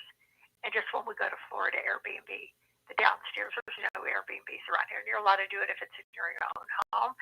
But it's just that I got to clean everything and get everything ready. For this one or for the Florida one? Clean and ready. It's just the thing is packing up. And Yeah. Moving. 5 furnished houses. Yeah. I mean, for this one, the Hawthorne one, you're looking at an average of 60 to 90 days. If you price it right. Right. Mm-hmm. So, I mean, that gives you a decent amount of time. Right. If we wanted to sell something really quickly, we would price this low. Yeah. I told you my friend just sold hers for $30,000 over. Yeah. Over right. Yeah, I mean, I'd be interested in coming in there, sprucing it up, and then listing it for you guys. You get a certain amount of price. We'll recoup the money that we put into it. Do that. I've never done anything like that where I've had, dealt with like an investor that comes in, and I just don't. If I'm going to sell it, I'm going to sell it. Right. I don't want anybody else's lien on it or anything like that. Okay. So, is there a timeline for you guys to figure out what you guys want to do? It just depends on what happens with our mountain house. Okay. Because, it's just dragging. And I've actually put that on Zillow. Mm-hmm. And I had a friend of mine, he's a real estate agent. He had some listings, and he knows the house, and he's thinking, he's young, he's thinking of selling his house in Pittsburgh and possibly renting my house. Oh. He wants to get rent, and I told him I'm just trying to get through till the interest rates come back down. I said, and I trust him completely. He's a nice, honest guy, and I said I would, I just want to clear the mortgage. I don't want to make a profit on it. Just clear the mortgage. Yeah. And he's not going to he's not going to like most people that want to buy that house, they want to arbitrage Airbnb it. They want to rent it there, and I said you can't do that. So that house is going to be a hard sell though, because it's going to be a second home, and I'm waiting for the interest rates to come down. Gotcha. And people aren't renting for the ski seasons anymore. They're not skiing. Yeah. They don't have the money. Yeah. Well, how about this? When do you want me to follow up with you? I would say probably in a month, because then I'll know. I just listed that on Zillow yesterday. Oh. I listed it. Well, I didn't list it. I listed it at my mountain house for $499, and the one across the street sold for $710. But my house is not comparable. I'm not saying my house is. I'm realistic about that, but I might get an offer because there's only 5 houses on the market there. I had 180 views on it. Yeah. Is there a reason you didn't list it with an agent? Because I don't want to pay an agent $25,000 to do nothing, and if I don't have to, and because there's nothing really on the market up there. And I was going to list it at $525. Mm-hmm. And so I thought, well, I'll list it below $500 because there's nothing listed up there in that zip code for that price range. Everything's listed higher. Yeah, because if you would have, or it's not comparable. It's like a house that added on to that is in Connells or something like that. Gotcha. My house it's the newest house. It was built in late 2016. It's the newest house up there. I'm not saying it's great. It's okay. not. Well, yeah. How about this? You said in a month. You think right around like Halloween, right, or? Because I don't know if I'm going to rent that, just to get me through the winter. Then, or it might sell. It might very well sell. Yeah, probably. And it might. Yes, since you're cheaper. Yeah. Yeah. So we'll see. If that, my head spins over this. We get through it all the time. Like, what is the best option for us? Yeah. And the thing is that my husband, we want to keep something in Pittsburgh because of medical, because my husband's medical doctors are here.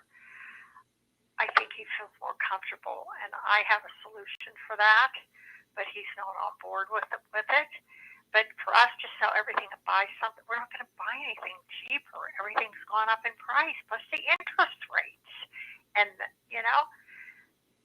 we're just everything's been on hold. That's Jerome Powell. I mean, why didn't he lower those interest rates? Yeah. They're saying the job reports were all fabricated. They were higher. And really, the economy has been struggling, and we knew it. It's been struggling. But now I think it's bad. I don't think people, I know we don't have any credit left. We've used our credit. We've about $1,000 worth of credit. That's it. Yeah. So anyway, why don't you give me a call back in a month? That house might sell or rent. It might rent. I really would wish that Matt would rent it, because he's a trustworthy guy, and he wants to live in it. Yeah. He doesn't want to, Airbnb it or anything. Everybody else wants to Airbnb it. No, they're not going to make the money they think they are. But and then we'll know. If I told him, I talked to him for a long time. I said, if that payment were taken off the plate at this point, then that would be, just something off my mind. Right. I don't want to sell it like in a fire sale and just like let it go.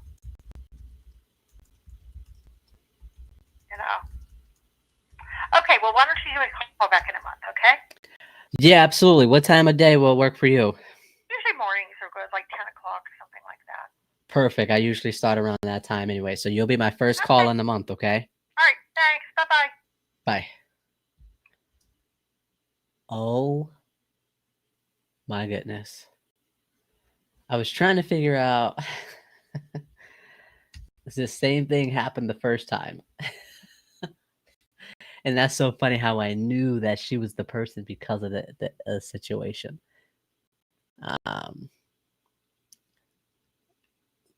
Her Mount Washington properties were for sale by owner. She has a HELOC on them. And so she has to sell it for a certain amount of price to satisfy that lock.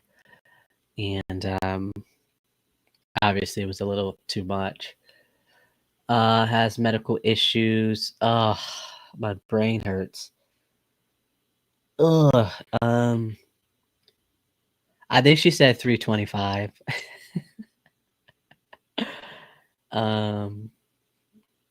If we were to keep it a Victorian style house, only seen one that sold for 380. Of course, I would want to keep it at 380, but I'm leaning more towards 360 for the resale price, which obviously it wouldn't make sense for an investor.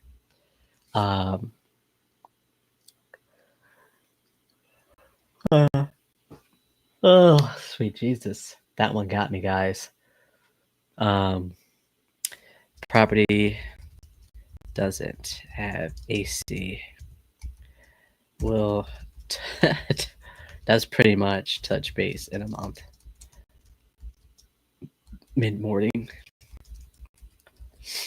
That's pretty much. I got, she wants 325. Has to sell the mountain house before selling this one. Husband wants to move back to the Mount Washington property because he likes it, and then they also want to stay. Oh, hold on.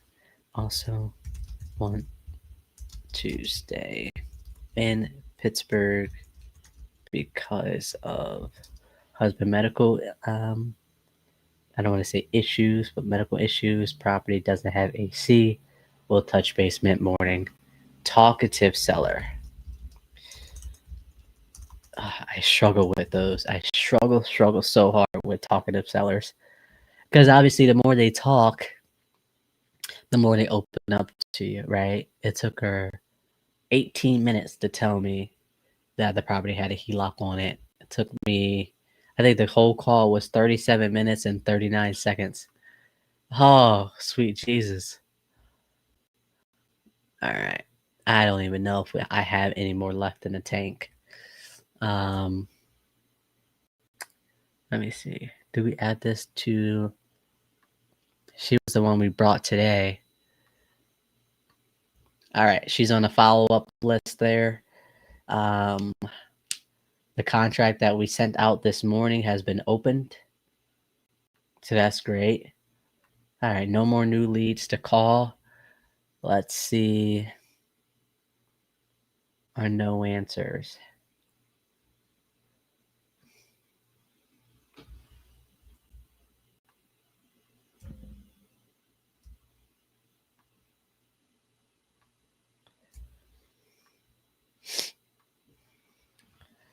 All right. Wow, that was a lot. Let me see this one.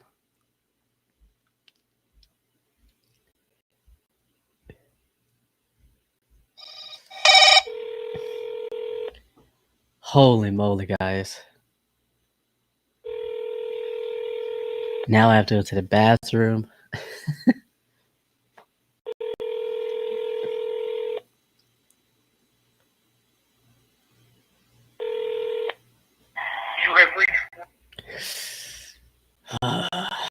It's okay. Okay.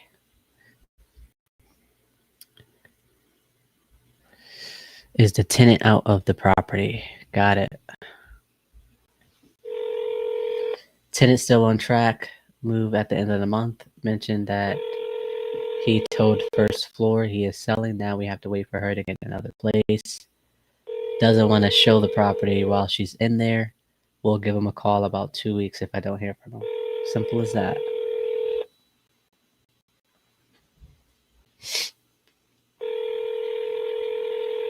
This one is a warm lead.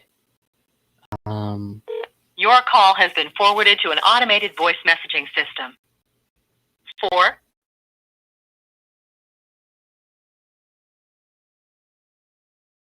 is not available. The mailbox is full and cannot. Not too pressed about this one given the location. It's a single family zoned and they have turned it into a duplex. First floor has been in there for a long time.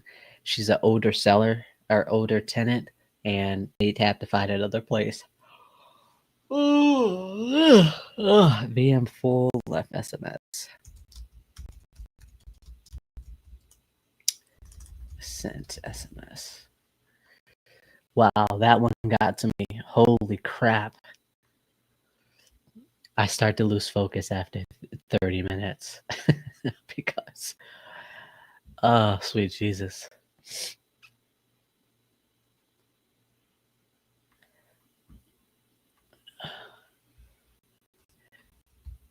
Hey, it's Monte.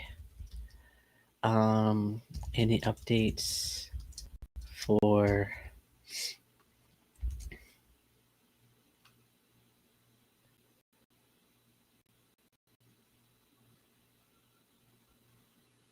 what do you mean by that?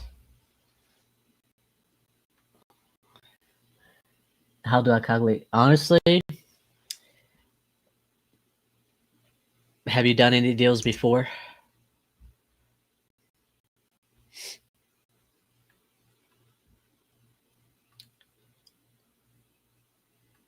Hirsch? No. When I first started, I started out with 5,000. At the end of the day, the buyers will always beat you up on price. And so that 5,000 was like 2,500, 2,000. I think one time I only made like $500. And so I was like, from now on, I'll start out with 10,000. So if I get beat up on price, best case scenario, I'm walking away with 5. So start out with 10,000 and then work from there, right? If you have to negotiate, it's what you feel that what you deserve, how much work you put into it that you deserve, how much you want to get for it.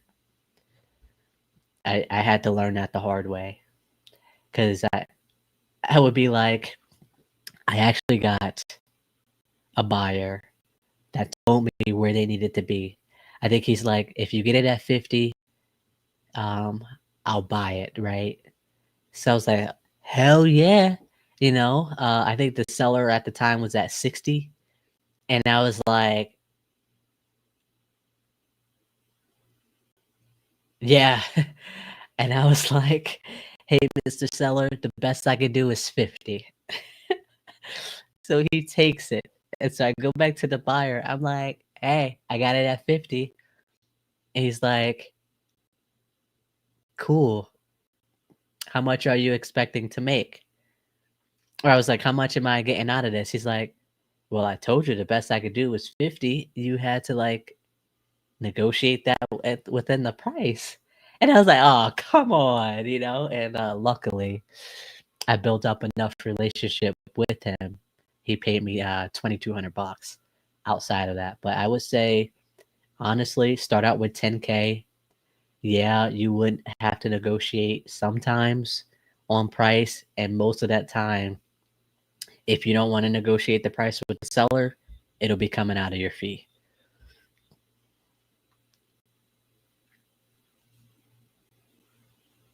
Ooh, 16 days. Let's call this. This next one I'm calling, this is the one with the transfer tax. The deal fell through because of the transfer tax. And so he decided to list the property for obviously more because there's an agent involved. I reached out to the agent, gave him the same price that we'd be interested in. He's like, We got a lot of interest in this property. I'm almost positive it's going to sell within the first week, right? Now it's 16 days on the market. And so I'm going to call the agent and see what's the feedback and let them know we're still interested.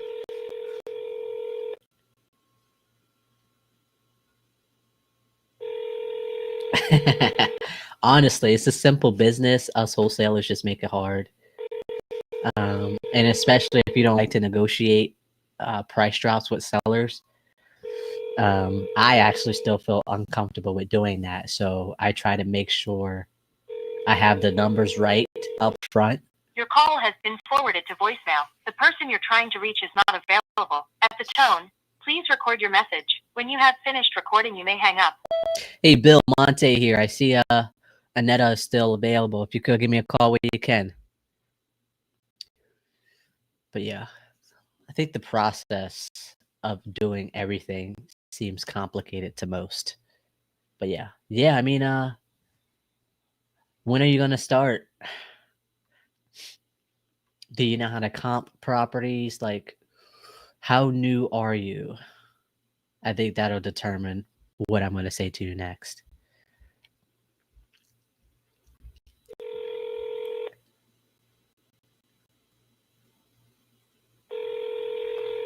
I got about 20 more minutes.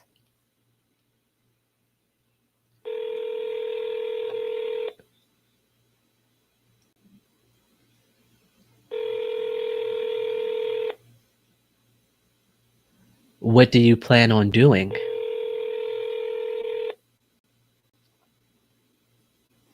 You have reached self. Cinema text.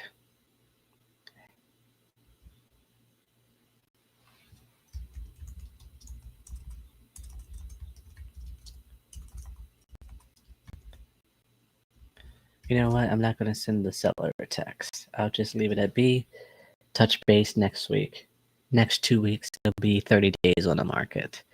The only reason that I'm keeping in touch with this one is because we spoke to the seller before it went listed with an agent.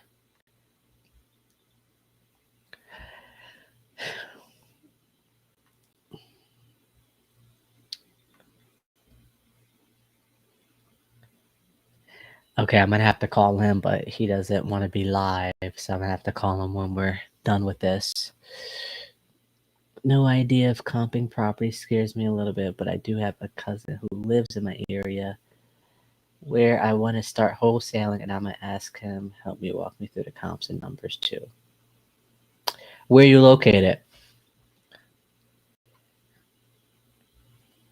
Bernard.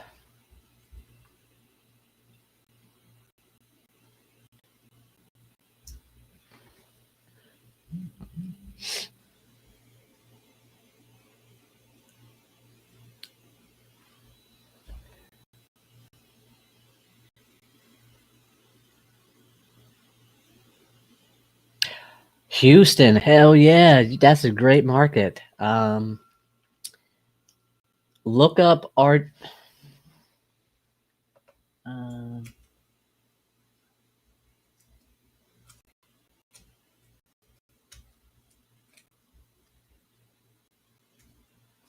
Look up RJ Bates.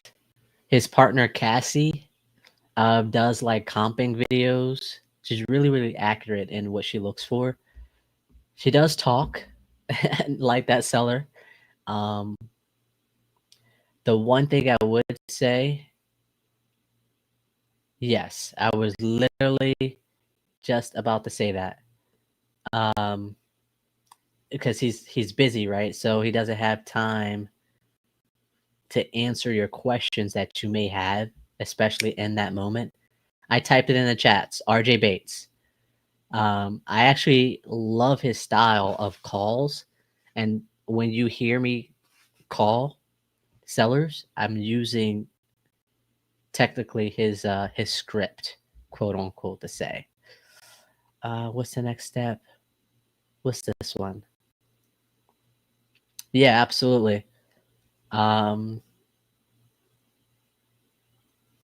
So do you have a budget that you're trying to do, or what are you trying to do? And he's located at, I think he's in Fort Worth. Oh yeah, Jerry's good. I like him. Actually, when I talk to agents, because of him and then Jamil Damji, they both do direct to agent, or they're famous for direct to agent. Yeah, yeah.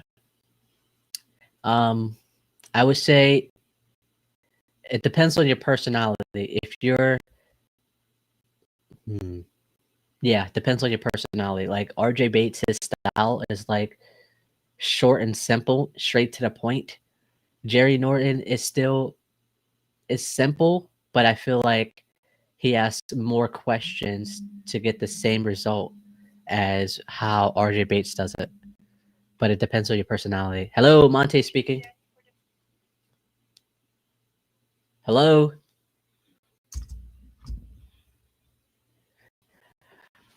Goodbye. All right, what is this one? ISpeedtoLead. Why is it a dead lead?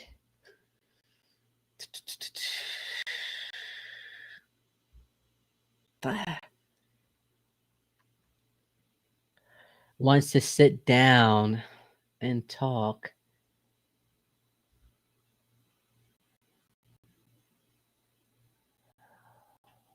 Ooh, I don't have the capital to flip on my own, but that's the plan for me. So how are you going to get the properties that you would potentially flip? All right. This guy wants me to sit down with him to talk about the property. So I marked him a dead lead. Because of that, he's not willing to discuss anything over the phone. Got it.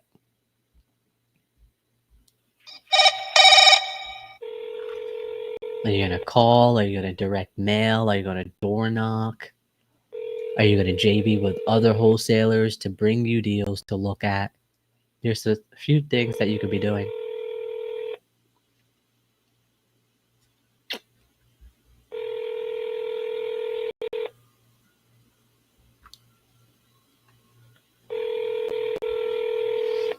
Your call has been forwarded to voicemail. The person you're trying to reach is not available. At the tone, please record your message. When you have finished recording, you may hang up. Hey, Keith, Monte Rodriguez here, called about Bernard Street property of yours. Looks like we spoke to someone on our team a while ago about that property. Not too sure if you're still looking to sell. If you are, please let me know. If you're not, also please let me know. I hate to bother you if you're not interested in selling anymore. 412-912-1888.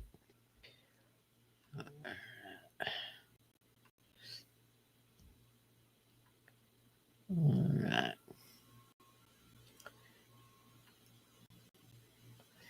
I'll call you back at 3 o'clock. Oh, I am going to be busy. You know, I got an appointment with my food back there. All right.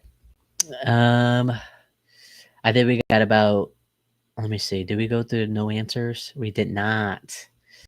Of course we didn't. Okay. Alrighty, guys. We got 11 no answers that we're just going to knock out of the park. Well, 10 actually. The guy wants us to text them instead of calling them. After these call no answers, I'm going to head out because my stomach is getting hungry again. Because if you just eat oatmeal, that doesn't really do you much.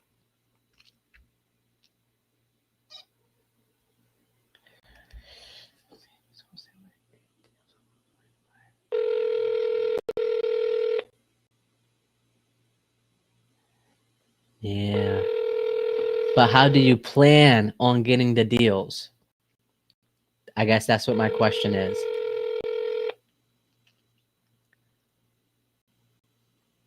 Like I'm paying, I am buying motivated leads via ISpeedtoLead.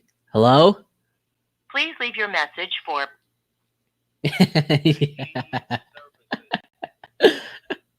sorry, mail. Oh, I just thought about like, But no, yeah, I want to make sure you figure out what you're going to be doing. I spent 2 years doing any and everything. All right, voicemail still full. Craigslist Zillow for free right now. Nice. Okay. Yeah, Fizbos are pretty good. Craigslist, I find them a little scammy, honestly. Hmm.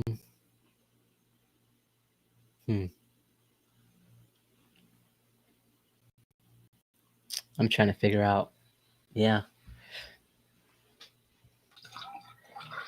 Do you have access to a vehicle to drive for dollars? I say that because that's a way for you to know your neighborhoods. And would in most of the cases, some people may have for sale by owner signs out, or like for rent by owner signs.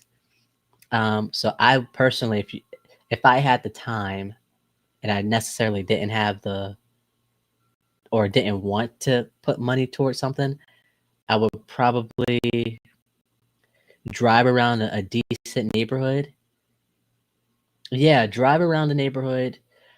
Do two things: drive around a neighborhood you know people want to live in, but also drive around a not so good neighborhood, because you make the time. Because the not so good neighborhoods, obviously you'll have properties that looks distressed, but it'd be those properties that are too far gone, and you know you're kind of like in a crappy neighborhood. So in between that, I think you'll find something. But after you do that, save them on Google Maps if you're trying to do it the freeway. If you pull up Google Maps, you click on the address and you can save it as driving for dollars. Save it as a list. So let me see if I can do that. Let me see. You're pulling me off of what I'm doing here. No, I'm not. So yeah, you're gonna distract me. I can't be distracted. Hold on. DM's still full.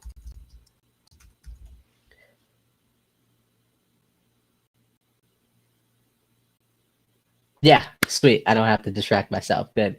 So gentrification, yes. So that's good. So go in that neighborhood and find some properties.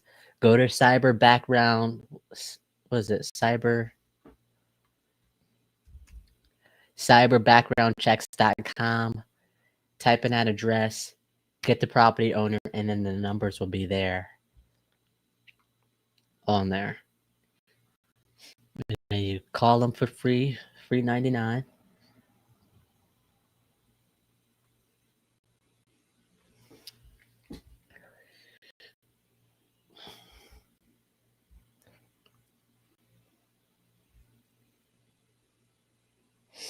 Yeah, it's usually pretty sad. Because like where are those people gonna go, right? And that's unfortunate, but it's like if you go into the lower income neighborhoods and buy them or sell them to a buyer that want to keep them as tenants, right? Then that way you're kind of like helping them out in a way, you know? Addison.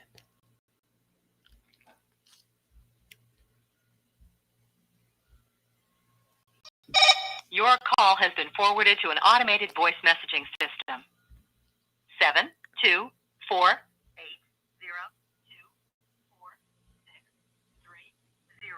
is not available. At the tone, please record your message. When you've finished recording, you may hang up or press 1 for more options. Hey, how's it going? Monte here, called about Addison Street property. If you could, give me a call when you can.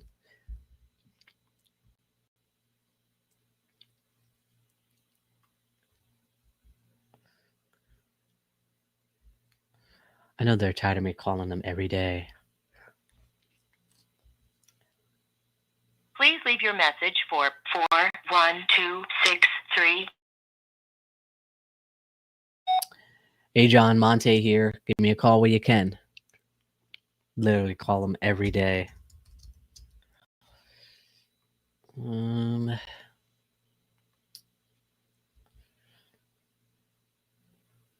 So when are you going to start?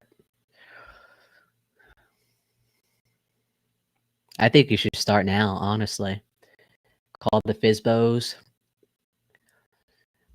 Say something simple just to get some reps in, and you'll figure it out from there.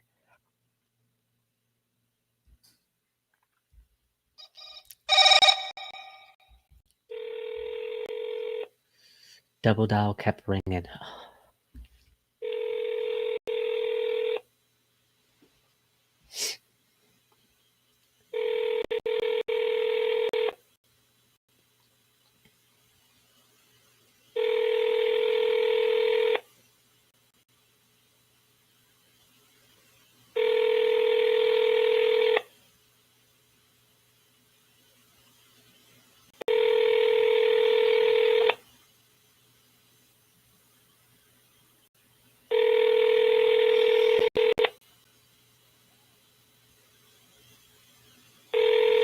Yeah.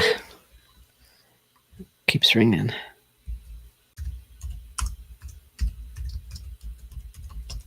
I'm going to skip trace this real quick, see if we get another number.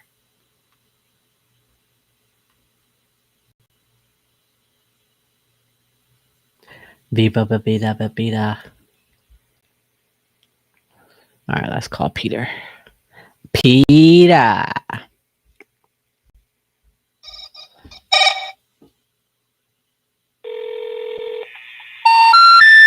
The number you dialed is not in service. Copy that.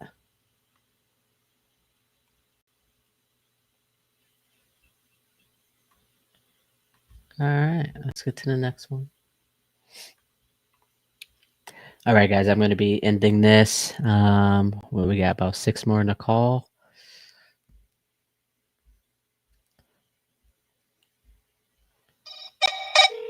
Looks like we're playing phone tag. He called me last night.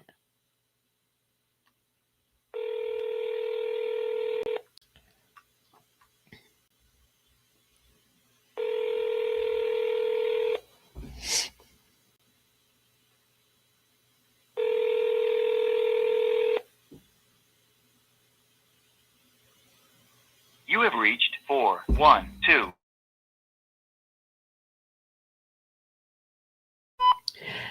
Hey, how's it going, Robert? Monte here. I seen that you gave me a call and I missed it, so I guess you're it. I'll be waiting to hear from you. All right, left voicemail. He was the guy that I called on Sunday. It was like, you know, it's Sunday, right?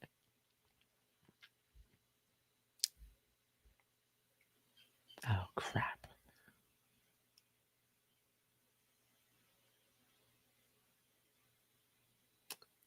Mention Emily.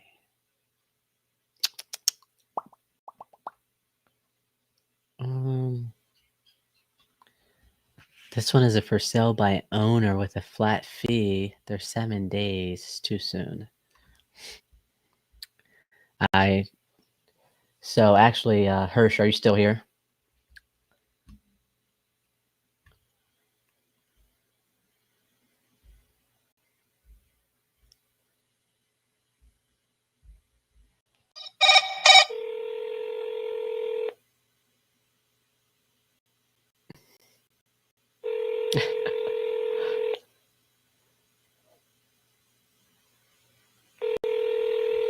Take them as practice. Yeah, take one call. Shoot, the first time I called an agent, they answered and I hung up. Yeah, take one. Hey, if they answer, hang up. They'll call you back. Your call has been forwarded to an automated voice messaging system. 4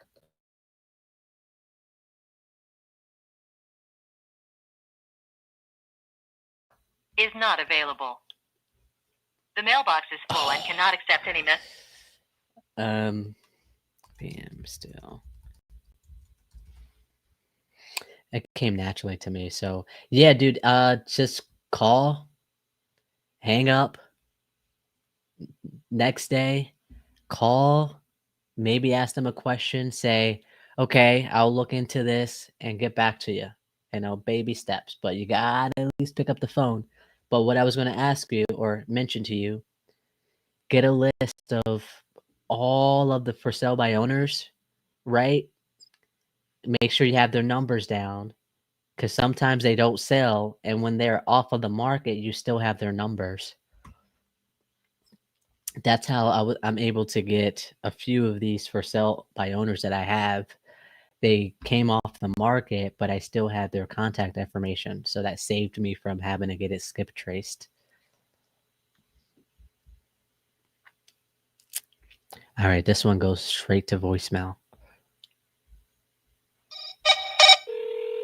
Your call has been forwarded to an automated voice messaging system.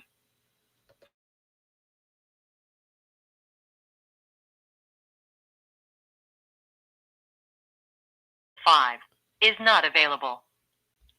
At the tone, please record your message. When you've finished recording, you may hang up or press 1 for more options. Hey, Kathleen, Monte Rodriguez here, called about the property on Eastwood Road. If you could, give me a call when you can. I will not be live on Friday. And I will be live all next week. So Monday, Wednesday, and Friday, I'll be live next week. I have a car appointment to go to on Friday, and I will be staying there. It is in the morning, but with this car, people don't know how long it'll take. Your call has been forwarded to voicemail. The person you're trying to reach is not available. At the tone, please record your message. When you have finished recording, you may hang up. Hey, Tony, Monte here, called about Ohio River Boulevard property. If you could, give me a call when you can.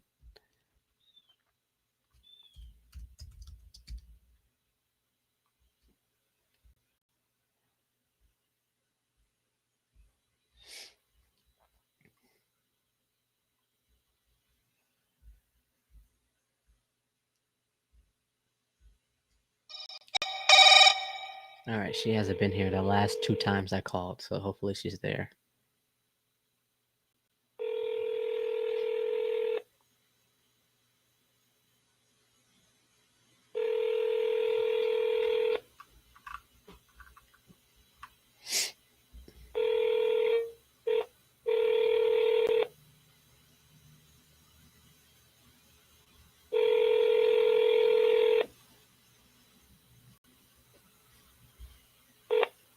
Your call has been forwarded to an automatic voice message system. Sorry, the mailbox belonging to... Call the other person.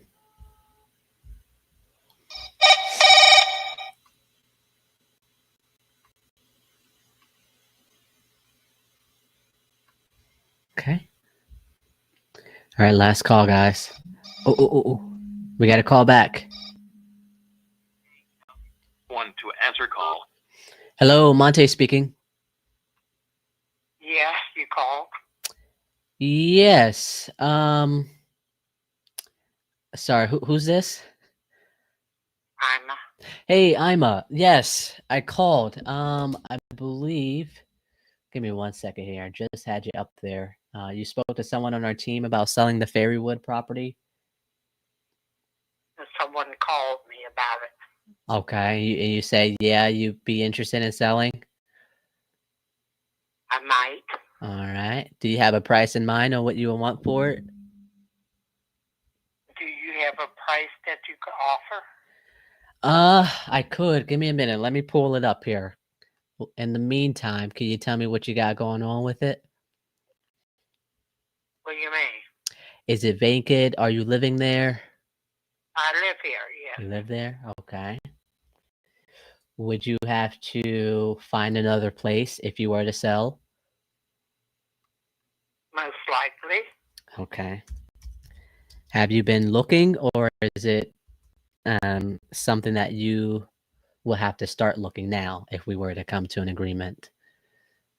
I would have to look now. Gotcha. Okay. All right. I see it's a 3-bed, 1-bathroom. Is that accurate? Yes. And you live there. Okay. If I was to come in there, would I have to update anything to resell it on the Most market? likely. Okay. What is it that I would have to do to it?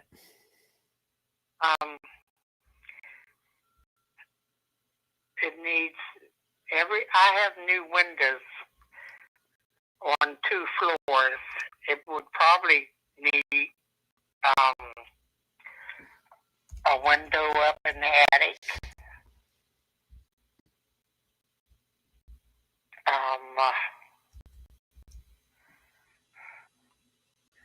You could redo the bathroom. Well, replace a sink anyway. I don't know what you would have to do. Okay. Well, I guess an easier question. Have you done any updates to it since you've been living there?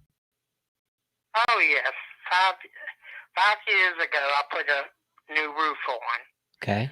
2 years ago, I put 11 windows in. All windows on the 1st and 2nd floor. Okay. I've had the kitchen redone, the cabinets redone twice.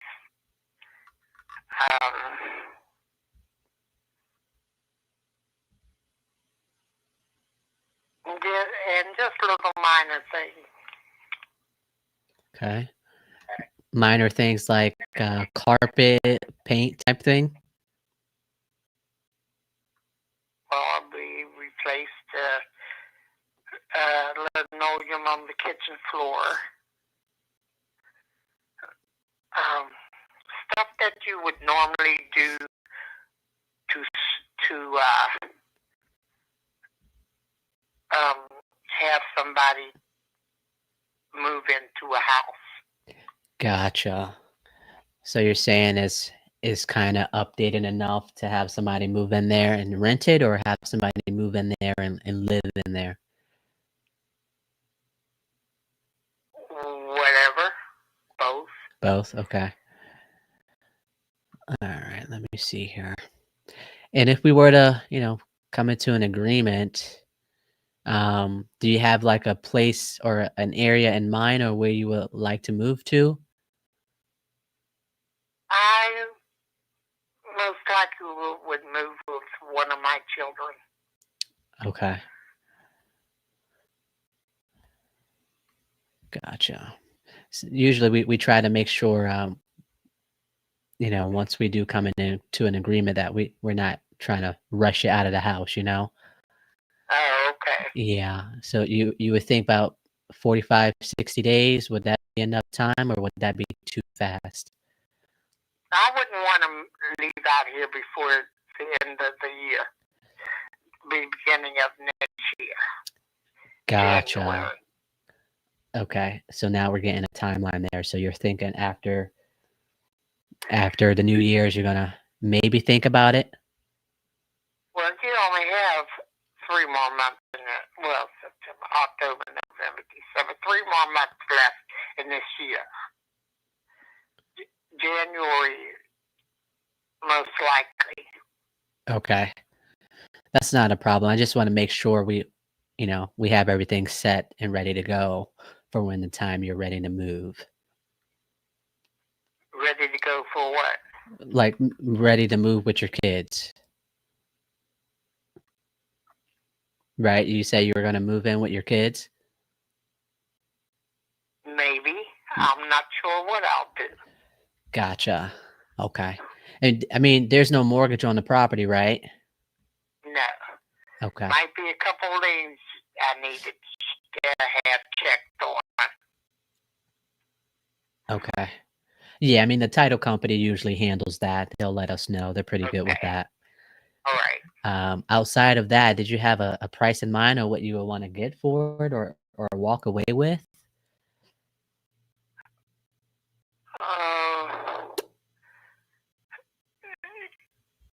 Not really. I don't want anything. I just put 20,000 in this house with the roof and the windows. Mm. Well, 15 at least, because most of it was interest. I don't know, maybe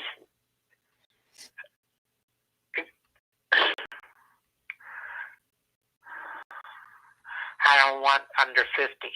50? Yes. Okay.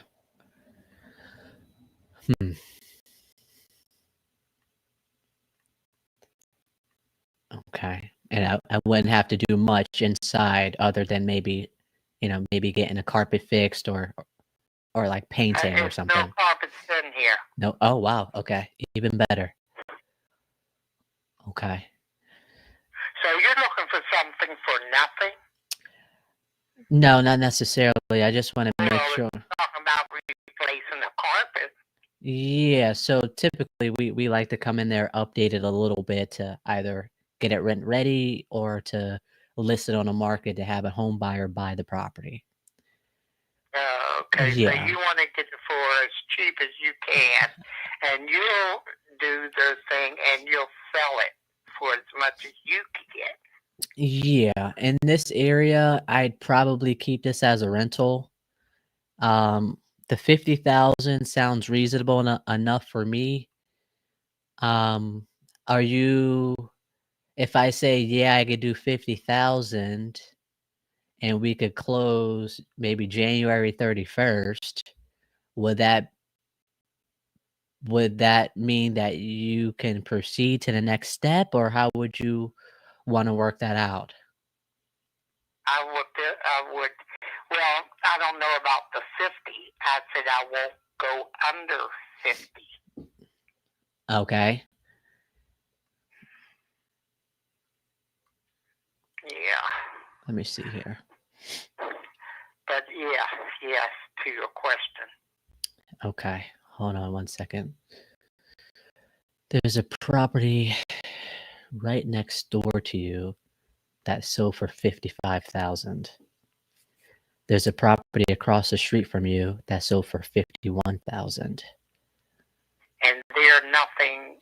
The next door to me had to be. They didn't have anything in it. No, I don't see that. No. It had to be every room had to be redone. Because they had sit there and people that came in and looked at the house. One woman tore a wall down, but she wasn't buying the house. The house was in a mess. Okay. So so if 50 is not necessarily what you are looking to get, what are you looking to get for it? I don't know the best price that I'm offered. Okay. I'm telling you, I could do 50,000. I'm confident in that price. Given what you told me, I think that's pretty reasonable. Well, if you're quoting that house next to me for 55, I would never settle for 50. So now you're looking to get 55? I never said I was looking to get 50. I said I'm not going under 50. Okay.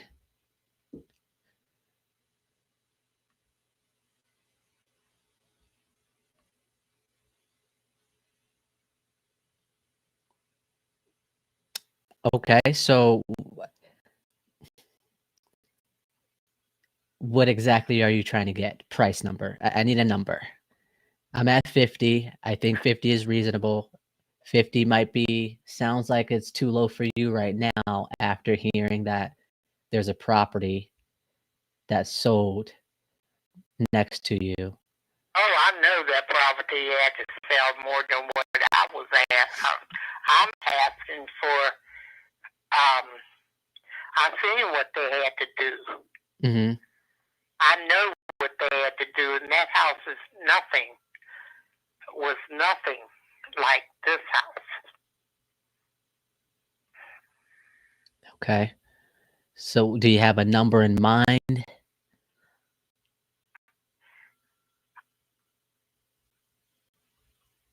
I did have a number in mind, but you were way under it. You were way under it. What are you trying to get for it? At least 10 more than what you're asking. So you're looking to get 60 for it? 60, 65, anywhere in there. Okay. I guess that you kind of spoiled me with the 50,000 since you started out with that price. Well, that's why I asked you what are you offering. Yeah. I didn't Okay, hold start on. off with that price. I said I wasn't going under.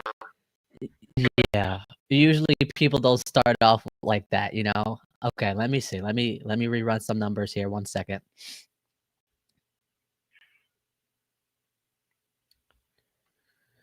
All right. So does your kids know you're looking to sell the property? Have you talked to them about that? Yes. Yeah, okay.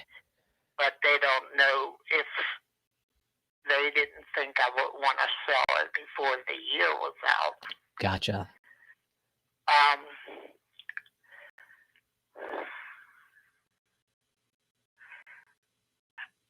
Yeah. As a matter of fact, my daughter had a room added on and a bathroom added on to her home. And that costed her $72,000 just to add on a room and a bathroom. Oh, at her house or at this house? At her home, where I might move into. Okay. All right. 60K. That might be pushing it. Give me a second.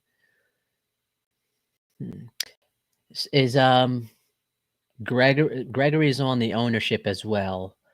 Is he? Ah, okay. Okay. Let me see. 60K might be a little bit too high. However, since it's going to be a 3 months time, anything could happen. Let me see here. Okay, so just call me back, and if I get a better offer, I'll call you back. Hold on 1 second here.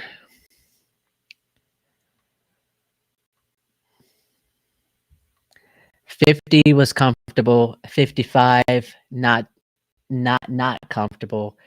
I mean, if we say 60, are you gonna say yes and we can move forward, or are you gonna up the price again on me?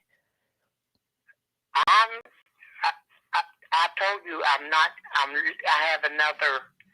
There's 2 other people calling. Okay. And I'm going to go with the highest one. Okay. And I'm not going to play, no games with you or anything. Okay. I felt really comfortable at 50, but I can. You're on the other end of the stick. Yeah, I can do 55 though, for sure.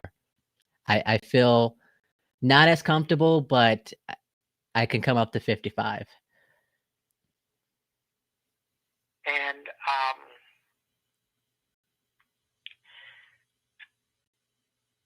let me check with these other people.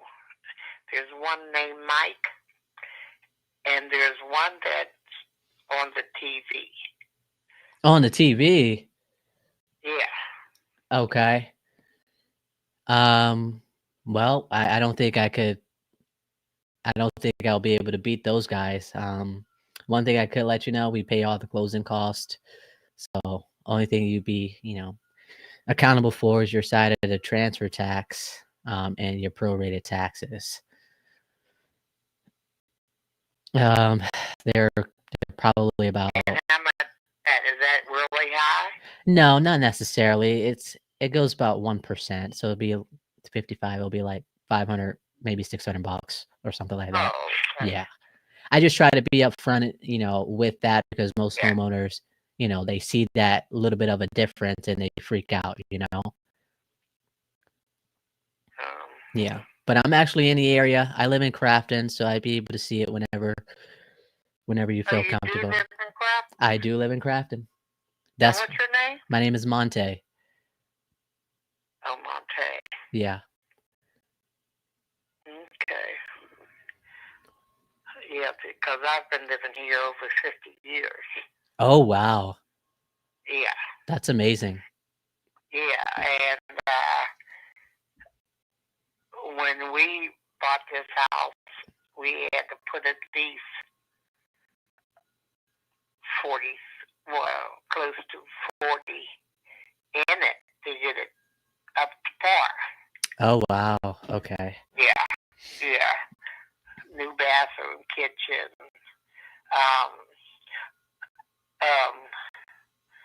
a couple walls taken down. This things that you have to do, to a Yeah. house to live in. Right. Yeah. Exactly. Yeah. We had windows put in twice. Yeah. But like I said, I just got through paying for these windows on the second floor. There's one window upstairs that definitely have to be fixed. Okay. A pane and something, a window put in. The basement is cemented, and the furnace is about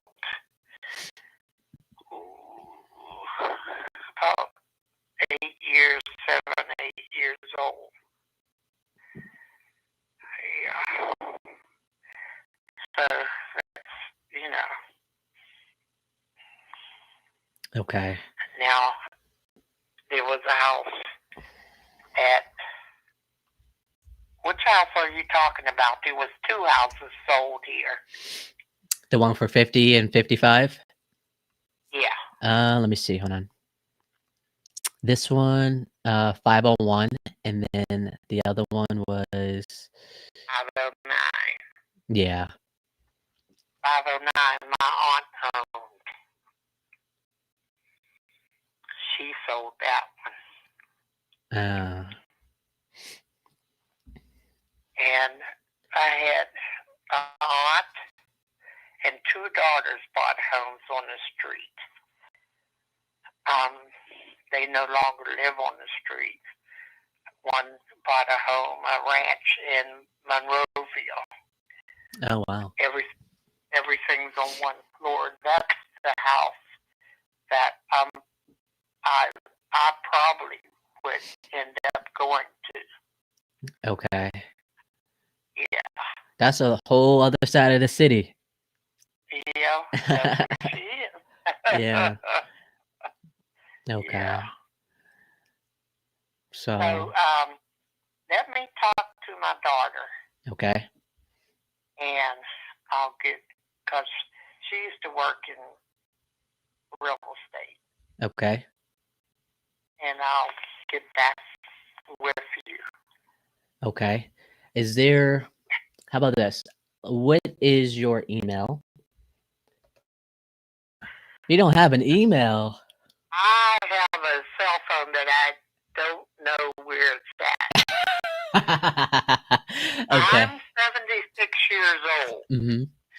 And the only reason why I have a cell phone is because the electric go out. I'm Ah, on oxygen, okay. and I really, I don't need it. Yeah. Not if you got a landline, you know. I don't see a point neither. I have a landline, Yeah.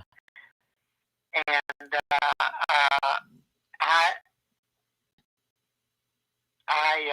my kids. I have two children that own homes in Chartier City, Mm-hmm.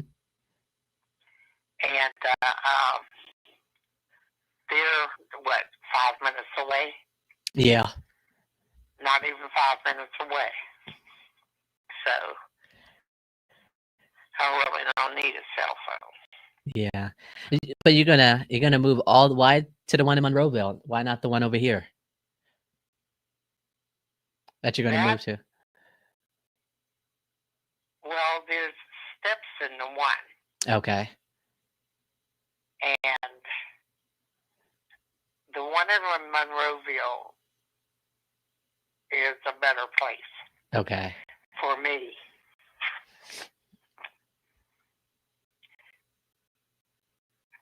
I would be more comfortable there. Okay. Well, listen. How I could always meet you at the property. We could, sign the purchase agreement together in person. If you do choose me, I know you're gonna talk to 2 other people. Um, when would you talk to your daughter?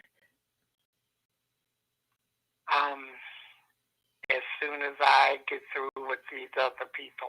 Okay. And I'm supposed to meet with one next month. Okay. Yeah. Is this I've talked to one, and I'll give him my, final answer. okay? Is this still But I will be in touch with you before then. okay?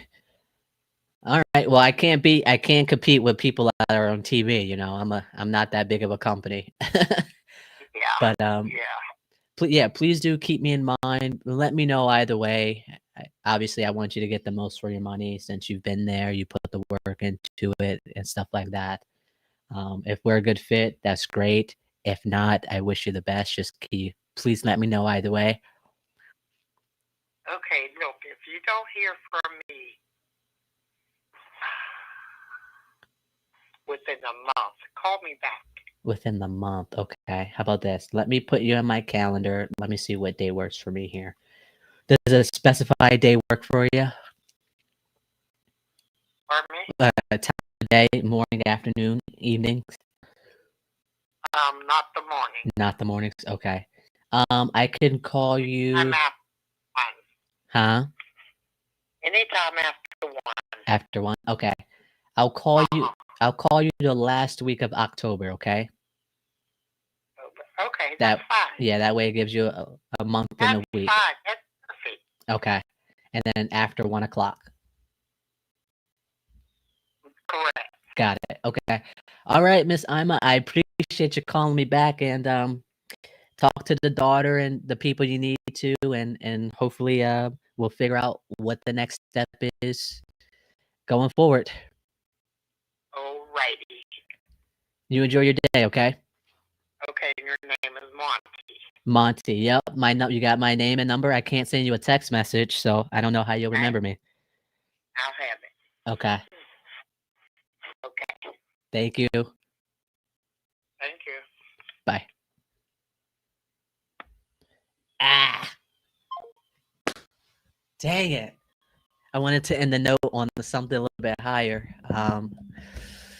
Let me actually put her in here. I'll put the notes in here, and I just have to go to the bathroom so bad. I wanted that one so bad. There's one across the street for